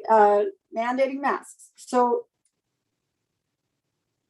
hundreds of thousands of people can go to these giant sporting events, and yet we think masking kids is going to make the difference. The other thing that we hear about that is, okay, well, we want to keep schools open. Of course we do. Well, of course we do. We thought that was going to be the best approach, right? Based on fear and the unknown. We know a lot more now. We know that there were significant consequences back then that we couldn't have known the full effect of. Look at suicide rates. Look at, during the lockdowns, what happened to obesity. Okay, but nobody's telling us, well, how do we get, like, what happens? Where do we need to be for schools to just be forced to close down again? What does that look like? What number do we have to be? Jennifer, I am going to turn this to Jim right now, since he set his hand up for a while, and make sure that everyone that wants to share, have their first turn around at, we can come back to you in a bit. Jim, go ahead. Thank you. The first thing I'd like to do is answer a question one of the audience members posed to us. They wanted to know how much money we have received as a district because we passed a motion to follow the recommendations of Fargo Cass Public Health. I believe the answer to that question is $0. This is not about money. This is about public health. And in answer to this thought about will we be in masks forever, Jennifer, I hope not. I think the theory right now is we have to slow the spread of this disease so our hospitals have the capacity to deal with those that get sick. And I think we all understand the bulk of the people that are going to get severely ill are probably not in our K-12 system. But certainly our K-12 students can spread this disease to any and everybody they come in contact with if they happen to be COVID positive. And I think we heard today that 30% of the new cases in North Dakota are currently in the K-12 population area. So this is about two things. Number one, protecting the health capacity of our systems. And number two, keeping as many kids as possible in school where we know that's the best environment for education. I've heard a couple of people talk about suicide. Jennifer, you just mentioned obesity. I haven't seen any study that relates that to a mask. I think that has a lot to do with the isolation that we all went through because of COVID-19 and the shutdown. We're trying to avoid the shutdown by not overwhelming the hospital capacity in our community. At least from my perspective, and I'm happy to have this conversation, although I think it's using valuable time that the board needs to spend on other issues as well. But until we have a different recommendation coming out of Fargo Cass Public Health, I fully expect I will maintain my current position on this issue. Okay, and David, I know you have your hand up. Is there anyone else that hasn't had a chance to speak at this point that would like to? Any other board member? Okay, David, go ahead. Thank you, Rebecca. I'm bringing this up because both Jennifer and Jim mentioned it. I would like to know, since this was set up with it's a numbers game, what is the number, transmission level, transmission rate, or whatever? What is the number that will warrant the removal of the masks? If there was there must have been a specific number that made us put in this mandate. When do we go below that number so it's safe to unmask?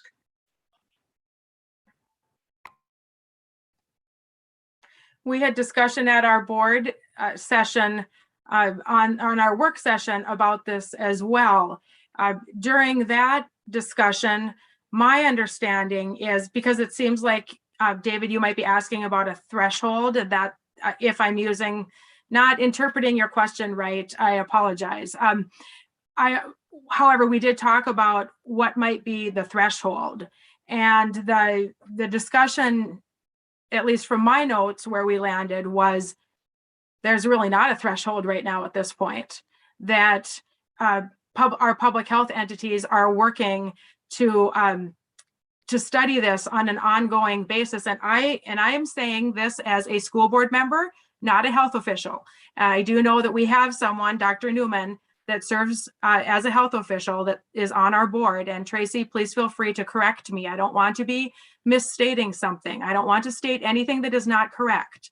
I believe my interpretation is that if there were a threshold, that would be communicated to us already, and that public health is certainly looking at all of the information available as this evolves, and would be communicating to us as soon as humanly possible at the time that any mitigation strategies can be lifted, or at whatever level they can be lifted. I don't think that there is a recommendation for masking by our public health officials because they think it's fun and that it's great. I think that it's because out of necessity for the public health of our community. So again, I'm speaking out of as a board member, and I would invite Dr. Newman to correct me, and any other board members feel free to chime in. Jim, you have your hand up.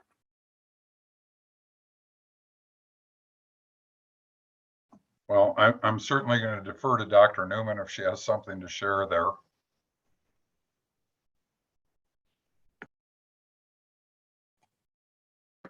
I really have nothing more to add. I appreciate the comments. I emailed the board prior to this meeting some new data and information that's coming out, but yeah, everything that was said is correct.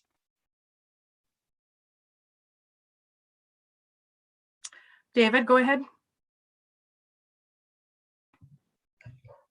I find this, I can't understand. How can there not be a threshold? That would be like when I was teaching, if I handed back test papers and I said, you failed. And the student was to say, well, what did you determine was a failing grade? And I said, well, there was no threshold, but I just decided that you'd failed.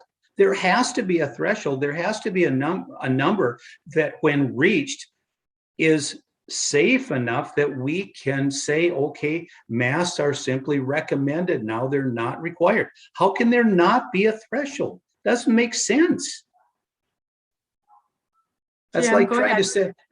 to set up a budget with no dollar amount on the bottom. I think the Sorry, reason, David, I did not mean to interrupt you, David. Sorry. Jim, go ahead. David, I don't know that they have a set threshold, but of course, we had this same recommendation last school year. And then as our COVID case count numbers in Cass County dropped, our hospital bed availability increased, they removed that recommendation. I suspect that'll be the same thing that happens again, but you're asking the wrong group of people this question, David. If you really want to know what might trigger Fargo Cass Public Health to change their recommendation, I would contact them.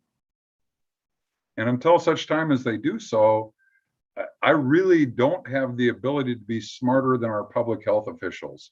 I know some of you have been researching this and finding great little nuggets of information to hold on to.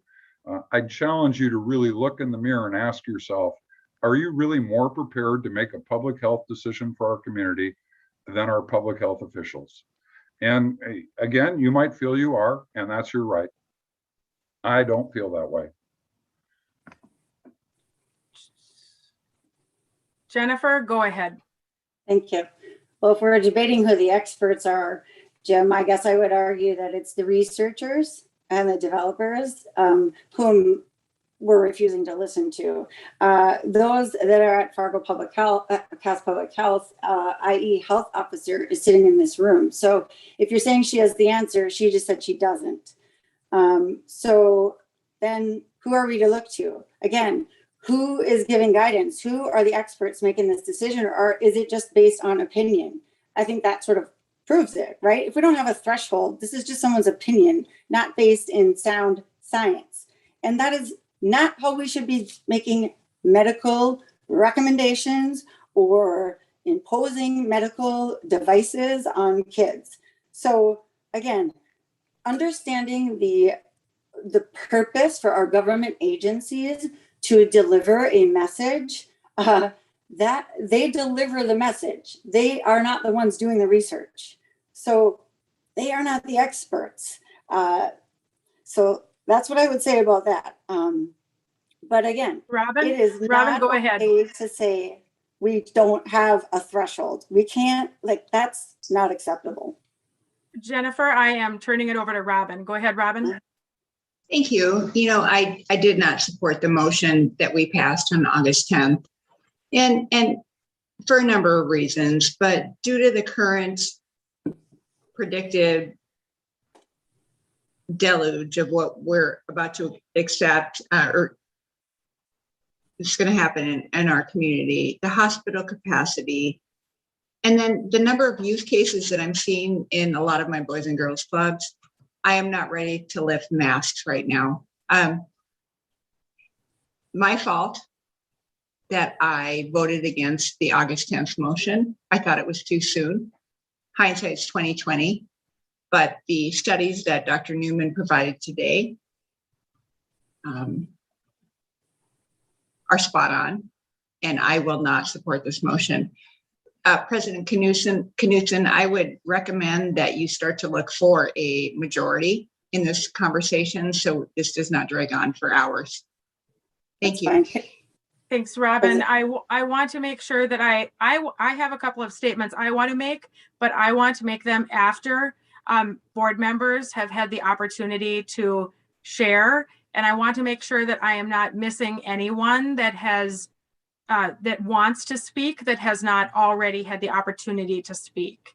So thank you, Brian. I see your hand is raised, and anyone else, please raise your hand. Go ahead, Brian. Well, I'm not in support of this motion at all. And I hate to keep saying it over and over that's already been said tonight. Our hospital system is stressed. There's a big, huge problem. And if you look at the numbers Rupak showed, and as an administrator I see in Richland County, our numbers down there are not going down either. And so I don't have anything new to offer. I totally get why we're doing what we did when we asked and followed the guidance of Cass Public Health System. That's what we're doing. And I say we're going to continue to do that because they have a handle on all of our healthcare systems in our county. Seth, go ahead. I just wanted to say that I am not in support of this motion either. Obviously, you know, we've been talking about this quite extensively and reviewing data and listening to experts. And I think that's the point that I want to make too, is it's also about what does it say about us as a board that oversees one of the largest employers in the city, when our healthcare officials are begging the entire community to help them fight this. What does it say about us if we don't? And that's just a question I would ask anybody that's on the fence about this to ponder. But I will not be supporting this motion at all. Okay, anyone else that hasn't had a chance to share yet? David, go ahead, and then, excuse me, actually, David, if you will allow me, I'm going to go to Nikki first and then to you, David. So go ahead, Nikki.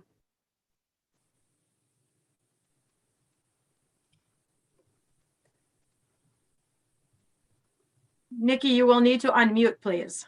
Oh, shoot, sorry. I agree. I am not in support of this motion either. As far as thresholds go, I don't feel that's up to us to decide. I think we need to look at our health experts to make those recommendations. Jennifer, you know, you ask about with Dr. Newman in the room, she doesn't make these decisions all by herself. There are an entire team of professionals that make this decision. So I'm not going to put that weight on Tracy's shoulders. There's plenty of information out there that suggests that we need to keep this mask mandate in place now more than ever. I'm not willing to say, oh, by the way, never mind, when our numbers are climbing.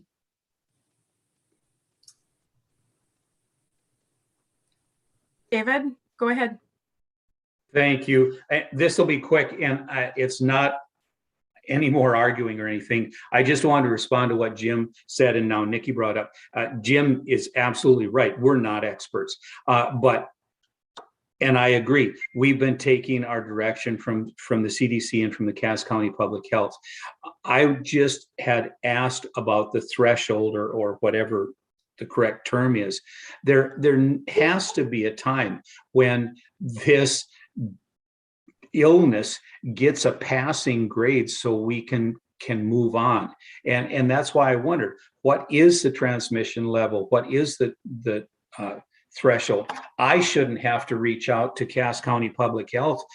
They're advising us, and they're in it sounds like weekly communication with Dr. Gandhi. I felt they must have a transmission level other than just, sitting around deciding, well, we've got a few beds empty now, so we can eliminate it. I just wanted to know what that number was. The CDC and the Cass County Public Health must have discussed that. Thank you. Jennifer and then Jim. Oh, thank you. So I was just going to make a point about hospital capacity. And I don't know if board members have looked out online to find out what that actually is in North Dakota, but there is a tiered plan. There are 2,040 beds now. And as you heard earlier, there are 131. My data from last week is 133 total hospitalizations for COVID currently, 24 ICU. If you look at overall total hospitalizations cumulative, I mean, and I just told you how many beds, right? There's 2,040 beds in North Dakota. So this whole message, again, I haven't heard any of you say the numbers, right? Like, how do we know they're full? Because we're told. Look at the information and then decide. The tiered plan goes up to adds 4,000 more beds. So that's a significant increase that they already have, apparently the capability to plan for. And again, that goes back to thresholds, right? I mean, numbers. Somebody has to have a number. Well, what is the end game? To mask forever? That has to have been a conversation, whether it's one person at Fargo Cass or a team, doesn't matter. I feel that I soon might be getting a request to call the question. Before I get that, I want to share a couple of points. And then Jim, I will, Dr. Gandhi, I see your hand up too. I will not be supporting this motion. I continue to uphold the decision that the board made to follow the guidance of public health. I believe that it is important as myself as a board member to look to the experts to help provide me with the information that I need in order to make that decision. I reached out Friday to Desi Fleming, and I also talked with Brenton Niesemeyer. Today, I received information as a phone call with Dr. Hanisch. Similar information from the three was shared at our meeting during public comment, as when I visited with the two Friday and then Dr. Hanisch today. This decision for me is in the interest of our entire community. I believe it is an extremely huge responsibility that the Board of Education has, and that I feel as a board member to be in the position to make a decision that affects our entire community by being one of the largest employers in the city of Fargo. It is an extreme responsibility that we have to help protect and provide for a great education for our students and the ability for as many students as humanly possible to attend school in person, and to provide for a safe, healthy learning and healthy working environment for all of our staff. And I appreciate having the opportunity to have this discussion again. We have allowed valuable input from people that have varying opinions, and I thank everyone that has reached out to us. I know not everyone has received a response from me. I have read and listened to the information that has come my way from concerned parents, staff, and other community members. I just felt that it was important to indicate to you all where I stand before I vote. Jim, go ahead. Well, you read my mind, Rebecca. I'm going to move previous question in hopes of getting out of this meeting tonight. I believe there needs to be a second for that. Is there a second? Second.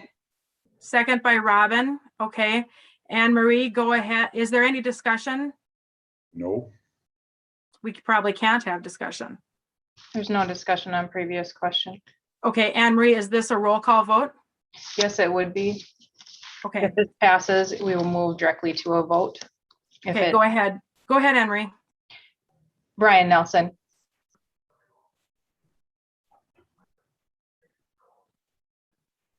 Can go over that again. If previous question passes, we will move directly to voting on the motion on the floor of directing administration to update the current policy to recommend masking and versus mandate. If previous question fails, discussion will continue. So what are we voting on? You're voting to end discussion after this motion, after I call the roll. Okay. Brian Nelson, Yes. Robin Nelson, Yes.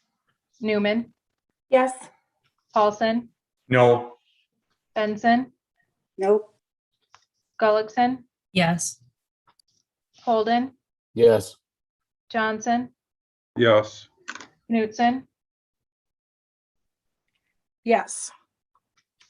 That motion passes.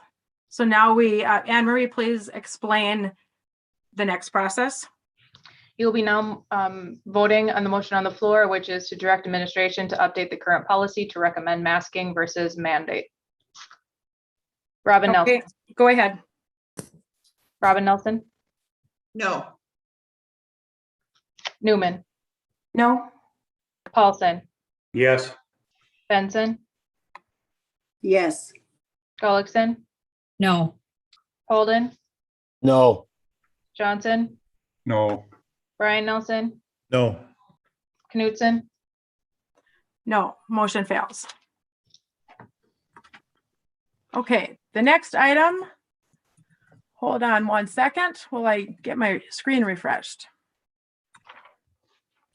The last item on our business section is memo number 43. That is in regard to authorization to reopen negotiations.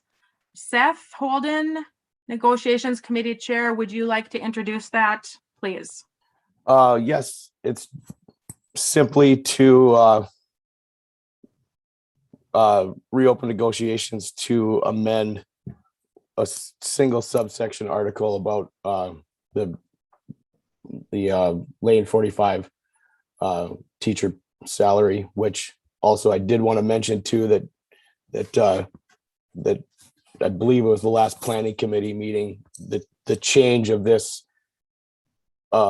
language is already reflected in the budget that we just approved tonight too. So there's not any any adjustment to the budget that needs to happen after this. Jackie had already put it in there. So I'd actually like to just entertain the motion that pursuant to mutual agreement with the Fargo Education Association, the board's negotiation committee reopen negotiations with the Fargo Education Association to amend Article 9, Section A, subsection 2, paragraph E of the 2021 through 2023 negotiated contract. Tracy, you had your hand up? Second. Okay, a second by Tracy. Any discussion? Seth, do you still, okay, your hand went away. Yeah. Anyone have any questions or discussion? David, go ahead.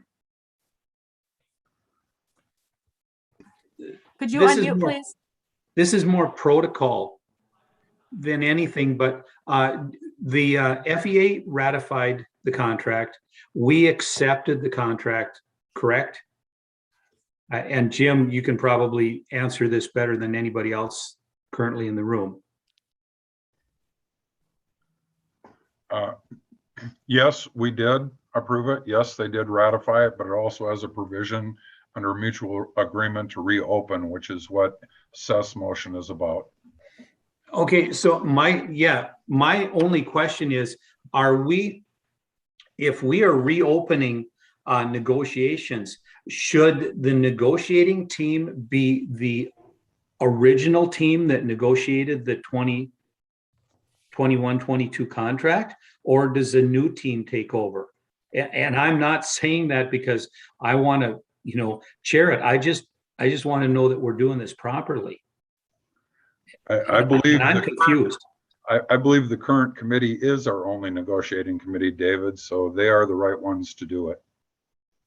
Okay, I'm very unclear on that, and I just don't know if this is still, because if negotiations were still going on right now, we would not have switched to a completely different negotiating team, would we?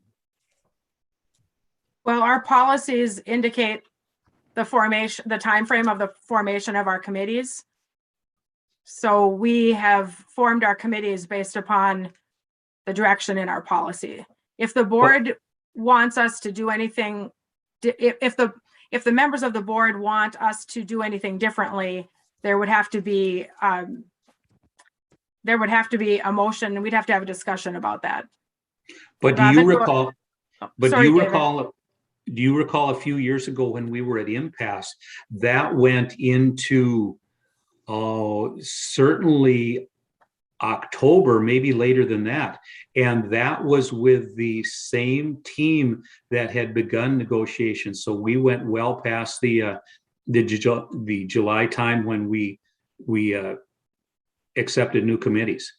So I'm just wondering what the right way to do this is. And I'm not saying that because I think we're doing it wrong. I just don't know what is correct. Yep. Thank you, David. Robin, and then Jim. I would say that I have complete faith in the current president and the FEA president and the chairs of the negotiating committee. I appreciate your carefulness, David. I don't think we're there now. I will vote to approve this motion, but technicalities are important. So I appreciate your thoughts. I know Dr. Gandhi has his hand up after me as well, President Knudsen. Yes, I saw that. I'm going to go to Jim and then Dr. Gandhi. David, answer your question regarding when we went to impasse years ago. The committee structure was actually reapproved in July with the same committee. Hence, it didn't change at all. And I think our governance bylaws are pretty clear. We have our reorganization meeting in July. The president puts forward committee recommendations. The board acts on them. So from a technical perspective, it is certainly appropriate that the current committee that Seth is chairing is the group that does this. If we did the old committee, then we would be breaking our governance policies and protocol. Dr. Gandhi and Let's see. And Seth, did you still have your, well, we'll see. Dr. Gandhi, go ahead. Just two pieces of information. I think Jim covered a couple of it. The conversation or the question at hand is really about your own board's governance process. I don't think there's anything in Century Code that says that the same negotiating team of the board has to be the one to reopen negotiations should that situation occur. At the end of the day, it is the Board of Education that's negotiating with the FEA, and the board has the authority to say who is negotiating on their behalf or that representative. I think it's also important to know that this conversation, should this motion pass, is subject to mutual agreement with the FEA. It has been brought to the board because the current negotiation team, the new team after July 1st, did have a negotiations committee to discuss this issue, and they have worked with FEA to see if there would be mutual agreement, and which there would be. So David, just want you to know that the new negotiations team has already engaged in this work even prior to this motion, and there isn't anything that would be a legal problem. It's a governance question, and I think you're actually in line with your governance by having the new committee follow that. But at the end of the day, that's a board decision. Jennifer, and then David. Thank you. So my questions were, well, and Rupak, you touched on them a little bit, but are you saying the rule, I would like to know what the rules state in the teacher contract. So you covered, there is no state statute, a law around this in particular, but does our contract state how that is supposed to be facilitated? And then additionally, you said, it sounds like there's mutual agreement. So this has been discussed with the FEA team. My question then, if those two things are correct, really is, by reopening it, is it limited to this one issue, or can more than be talked about or added to the agenda? Does it stay specific? Okay, Jennifer, I'm going to try to answer a couple of the questions, and I see Tara here, our general counsel is, well, Tara is also on in case you would like to share a little bit. I see your hand is up. Great. I, as a new member of negotiations, and as the person to fill in for negotiations, I sat in on the meeting where this was discussed and where the FEA was also present. I am very confident that the information, like as we've discussed today, that there is going to be agreement on this. There was discussion by both parties to make sure that if negotiations were going to be reopened, that it would be specifically tied to this issue, that it would not go any broader than this. That there seems to be a commitment. I believe there is a commitment from both groups to make sure that this is the only reason for this moving forward. And so I would look to you, Tara, to provide us with information specifically tied to Century Code. Also the contract, I don't have it in front of me, but the contract does say that negotiations can be reopened if mutually agreed upon. And we are at that state right now where it's a mutual agreement for this one item. Go ahead, Tara. Correct. So your contract essentially says under Article 24, Section A, that the negotiations can be reopened based on mutual agreement, but that reopening the negotiations are limited to the specific item that the parties have agreed on.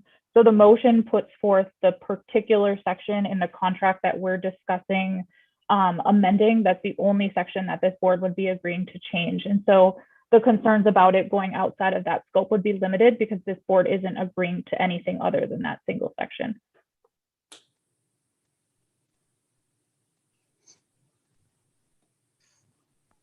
Also, we wanted to make sure that we did bring this item to the full board for discussion and for a vote, which is why it's here this evening. Jennifer, did you have another question? No, thank you. Okay. Any other discussion or questions? Anne Marie, please go ahead and call the roll. Newman, Yes. Paulson, Yes. Benson, Yes. Gullickson, Yes. Holden, Yes. Johnson, Yes. Brian Nelson, Yes. Robin Nelson, Yes. Knutson? Yes, motion passes. Okay, that takes us through our business, moving on to board reports, committees, and work goals.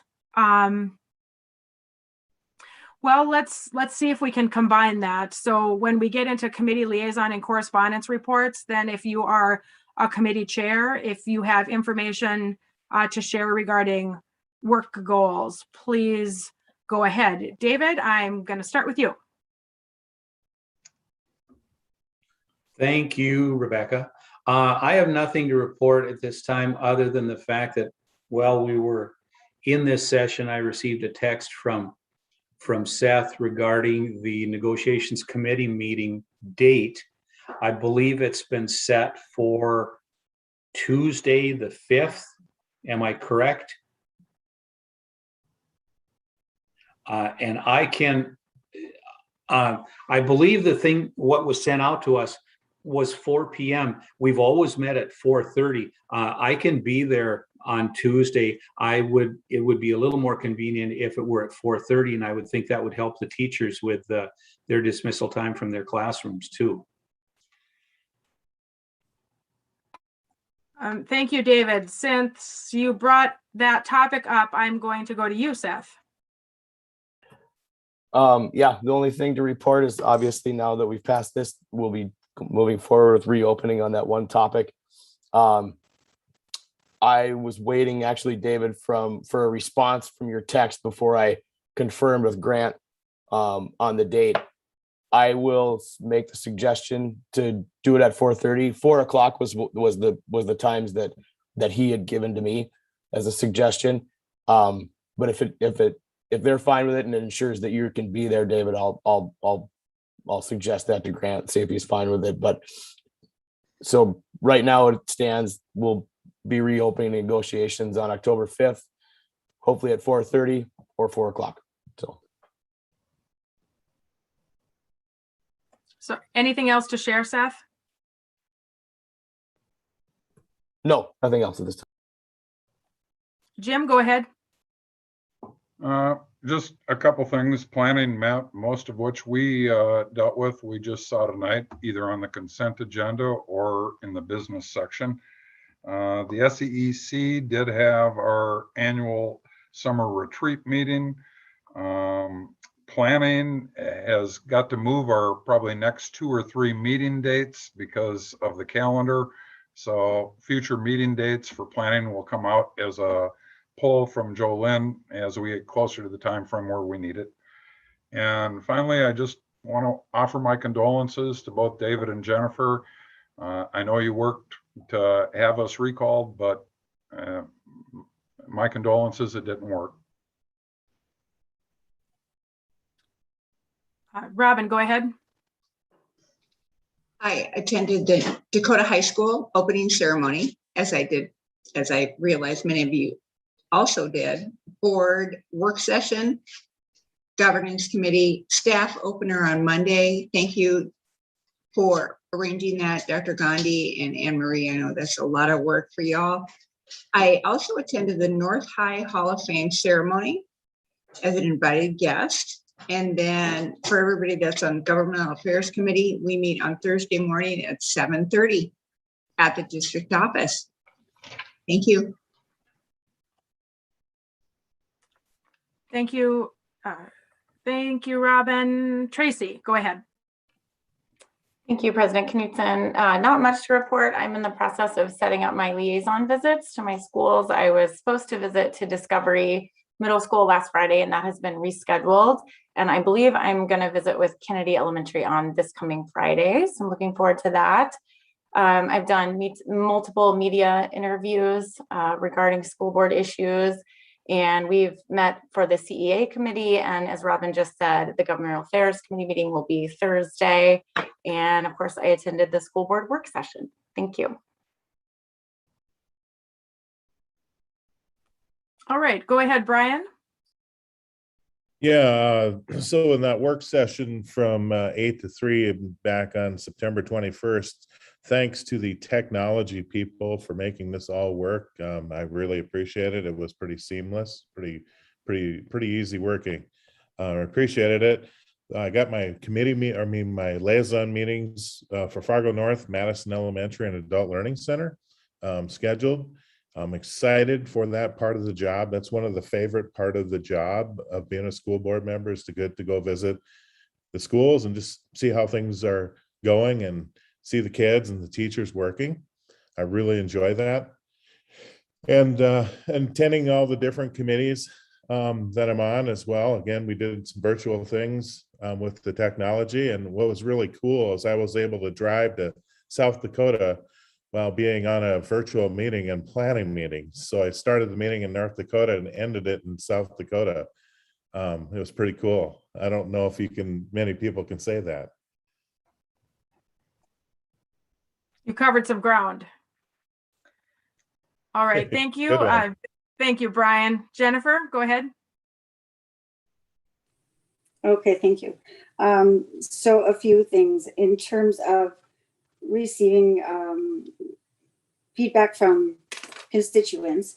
I feel like we're missing an important group, and that is the teachers that we are asking to enforce these kinds of mandates. We're not hearing from them. They do feel like there would be risks to their job if they spoke out. And I think we are putting pressures on them and taking away really from education and learning. And again, I go back to my comments earlier. It's our job to care about learning outcomes and trying to remove those barriers that are getting in a teacher's way to help a student succeed.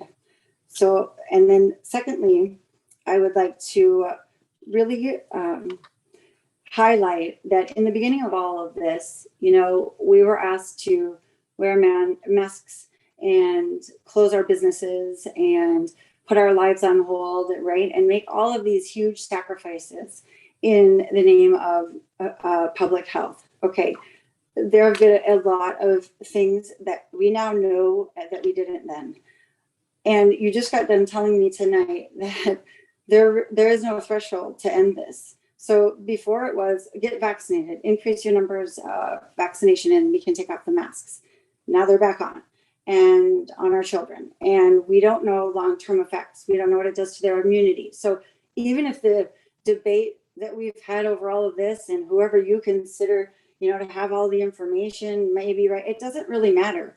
There's so many unknowns, so many, and it is irresponsible what we are doing to our kids. It is beyond irresponsible. It is abuse, actually. And I want people to know that they need to understand their constitutional rights. None of what we are doing is lawful. And it will play out. We are ignoring Title VII, Title IV, ADA laws, the fact that we are not allowing religious exemptions against the law. Okay, I need to interrupt here. No, I do not. Yes. I'm sick of being interrupted, Rebecca. Jennifer. I am a board member, and just like everybody else. I would like you to please hook on to the area of the agenda that we are on, which is regarding committee work goals. And then, so committee chairs were asked to share if there's information on committee work goals and committee liaison and correspondence reports. So if you could please, if there is information regarding that, please go ahead and share that. You are also sharing some information right now that is not representative of the board's decision that we just made this Rebecca, evening.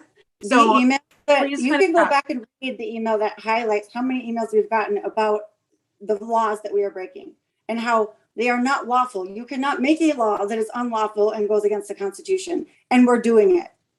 So don't tell me it's not about what constituents are saying. I'm here as their voice because sadly, no one else other than David and I are listening.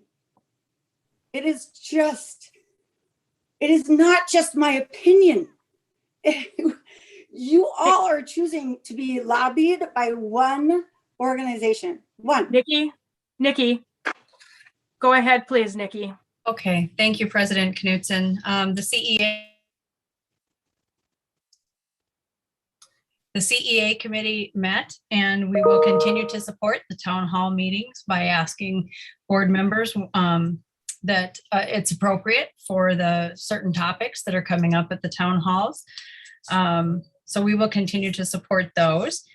We will continue to explore ways to further engage with and or share with the public more background on board decisions. We ended up adjusting our October, November, December meetings a little bit because of a break in November or October, and then of course Thanksgiving and Christmas. So we worked around those. We're just going to adjust that schedule a little bit. On a personal level, I attended the work session on Thursday, September 21st. Again, kudos, as has been said before, it went very smoothly. Governance met on September 23rd. I attended the North Dakota PTA convention on Saturday, September 25th, and we have GAC coming up on Thursday morning. Thank you. Nikki, Thank you, Nikki. Nikki, I just want to clarify that I don't think we moved CEA meetings. I think we moved governance meetings due to October, November conflict. I bet you're right. I bet you're right. I'm sorry. That's probably true. When all else fails, defer to Anne Marie. Thank you all for sharing with your reports this evening. A couple of items. I also attended the Dakota High School celebration. What a wonderful positive time that was for our entire community. The work session, thank you all for your participation and just for hanging in there. We had a lot of good discussion, and I appreciate your time and willingness to participate in this virtual level. I too attended the North High celebration regarding Hall of Fame. However, it was virtually. I was watching a Facebook Live event thinking about a former school board member, Paul Myers, that was inducted to the Hall of Fame. So excited and proud that we have a former board member serving in the Hall of Fame, and attended the homecoming game Friday evening. It was a wonderful evening for football in Fargo. Kim Belgard and I have a meeting set up. We are going to meet for lunch. That is October 4th at noon. So we will continue our conversations regarding the MOUs and where we need to go to move forward. The information has been sent to you by Anne Marie that is in the president's report. So various deadlines that are in front of us and some homework that comes up. Of course, the state convention and the law seminar for the School Boards Association is coming up the end of October. As president, I would look to all of you if you have thoughts for me to help guide us as we move through this virtual process. I specifically am looking for guidance regarding the board reports section of the agenda. As president, I believe that it is within my purview to say that as a debrief, I'm extremely, I'm frustrated with comments that are shared after a board vote that do not represent the decision of the board. I also do believe that there is information that was shared this evening that is not truthful. It is within our purview, as indicated by the North Dakota legislature, that we are able to take the action that we took as a board. And that has been discussed numerous times. So I will close out my president's report with that comment. I would look, if others of you have suggestions for me, to please contact me individually. I see there are a couple of hands up, so please contact me individually. We are closing out the meeting. It is— Rebecca, I don't think you've called on Robin and Tracy yet for reports, have you? Yes, I did. Everyone has been able to give a report this evening. At least how I checked things off. Yes. So it is 8 p.m. and we will close out this regular meeting. The next meeting is October 12th, and that also will be virtual unless communicated otherwise, and that is at 5:30 p.m. Thank you, everyone. Have a great night.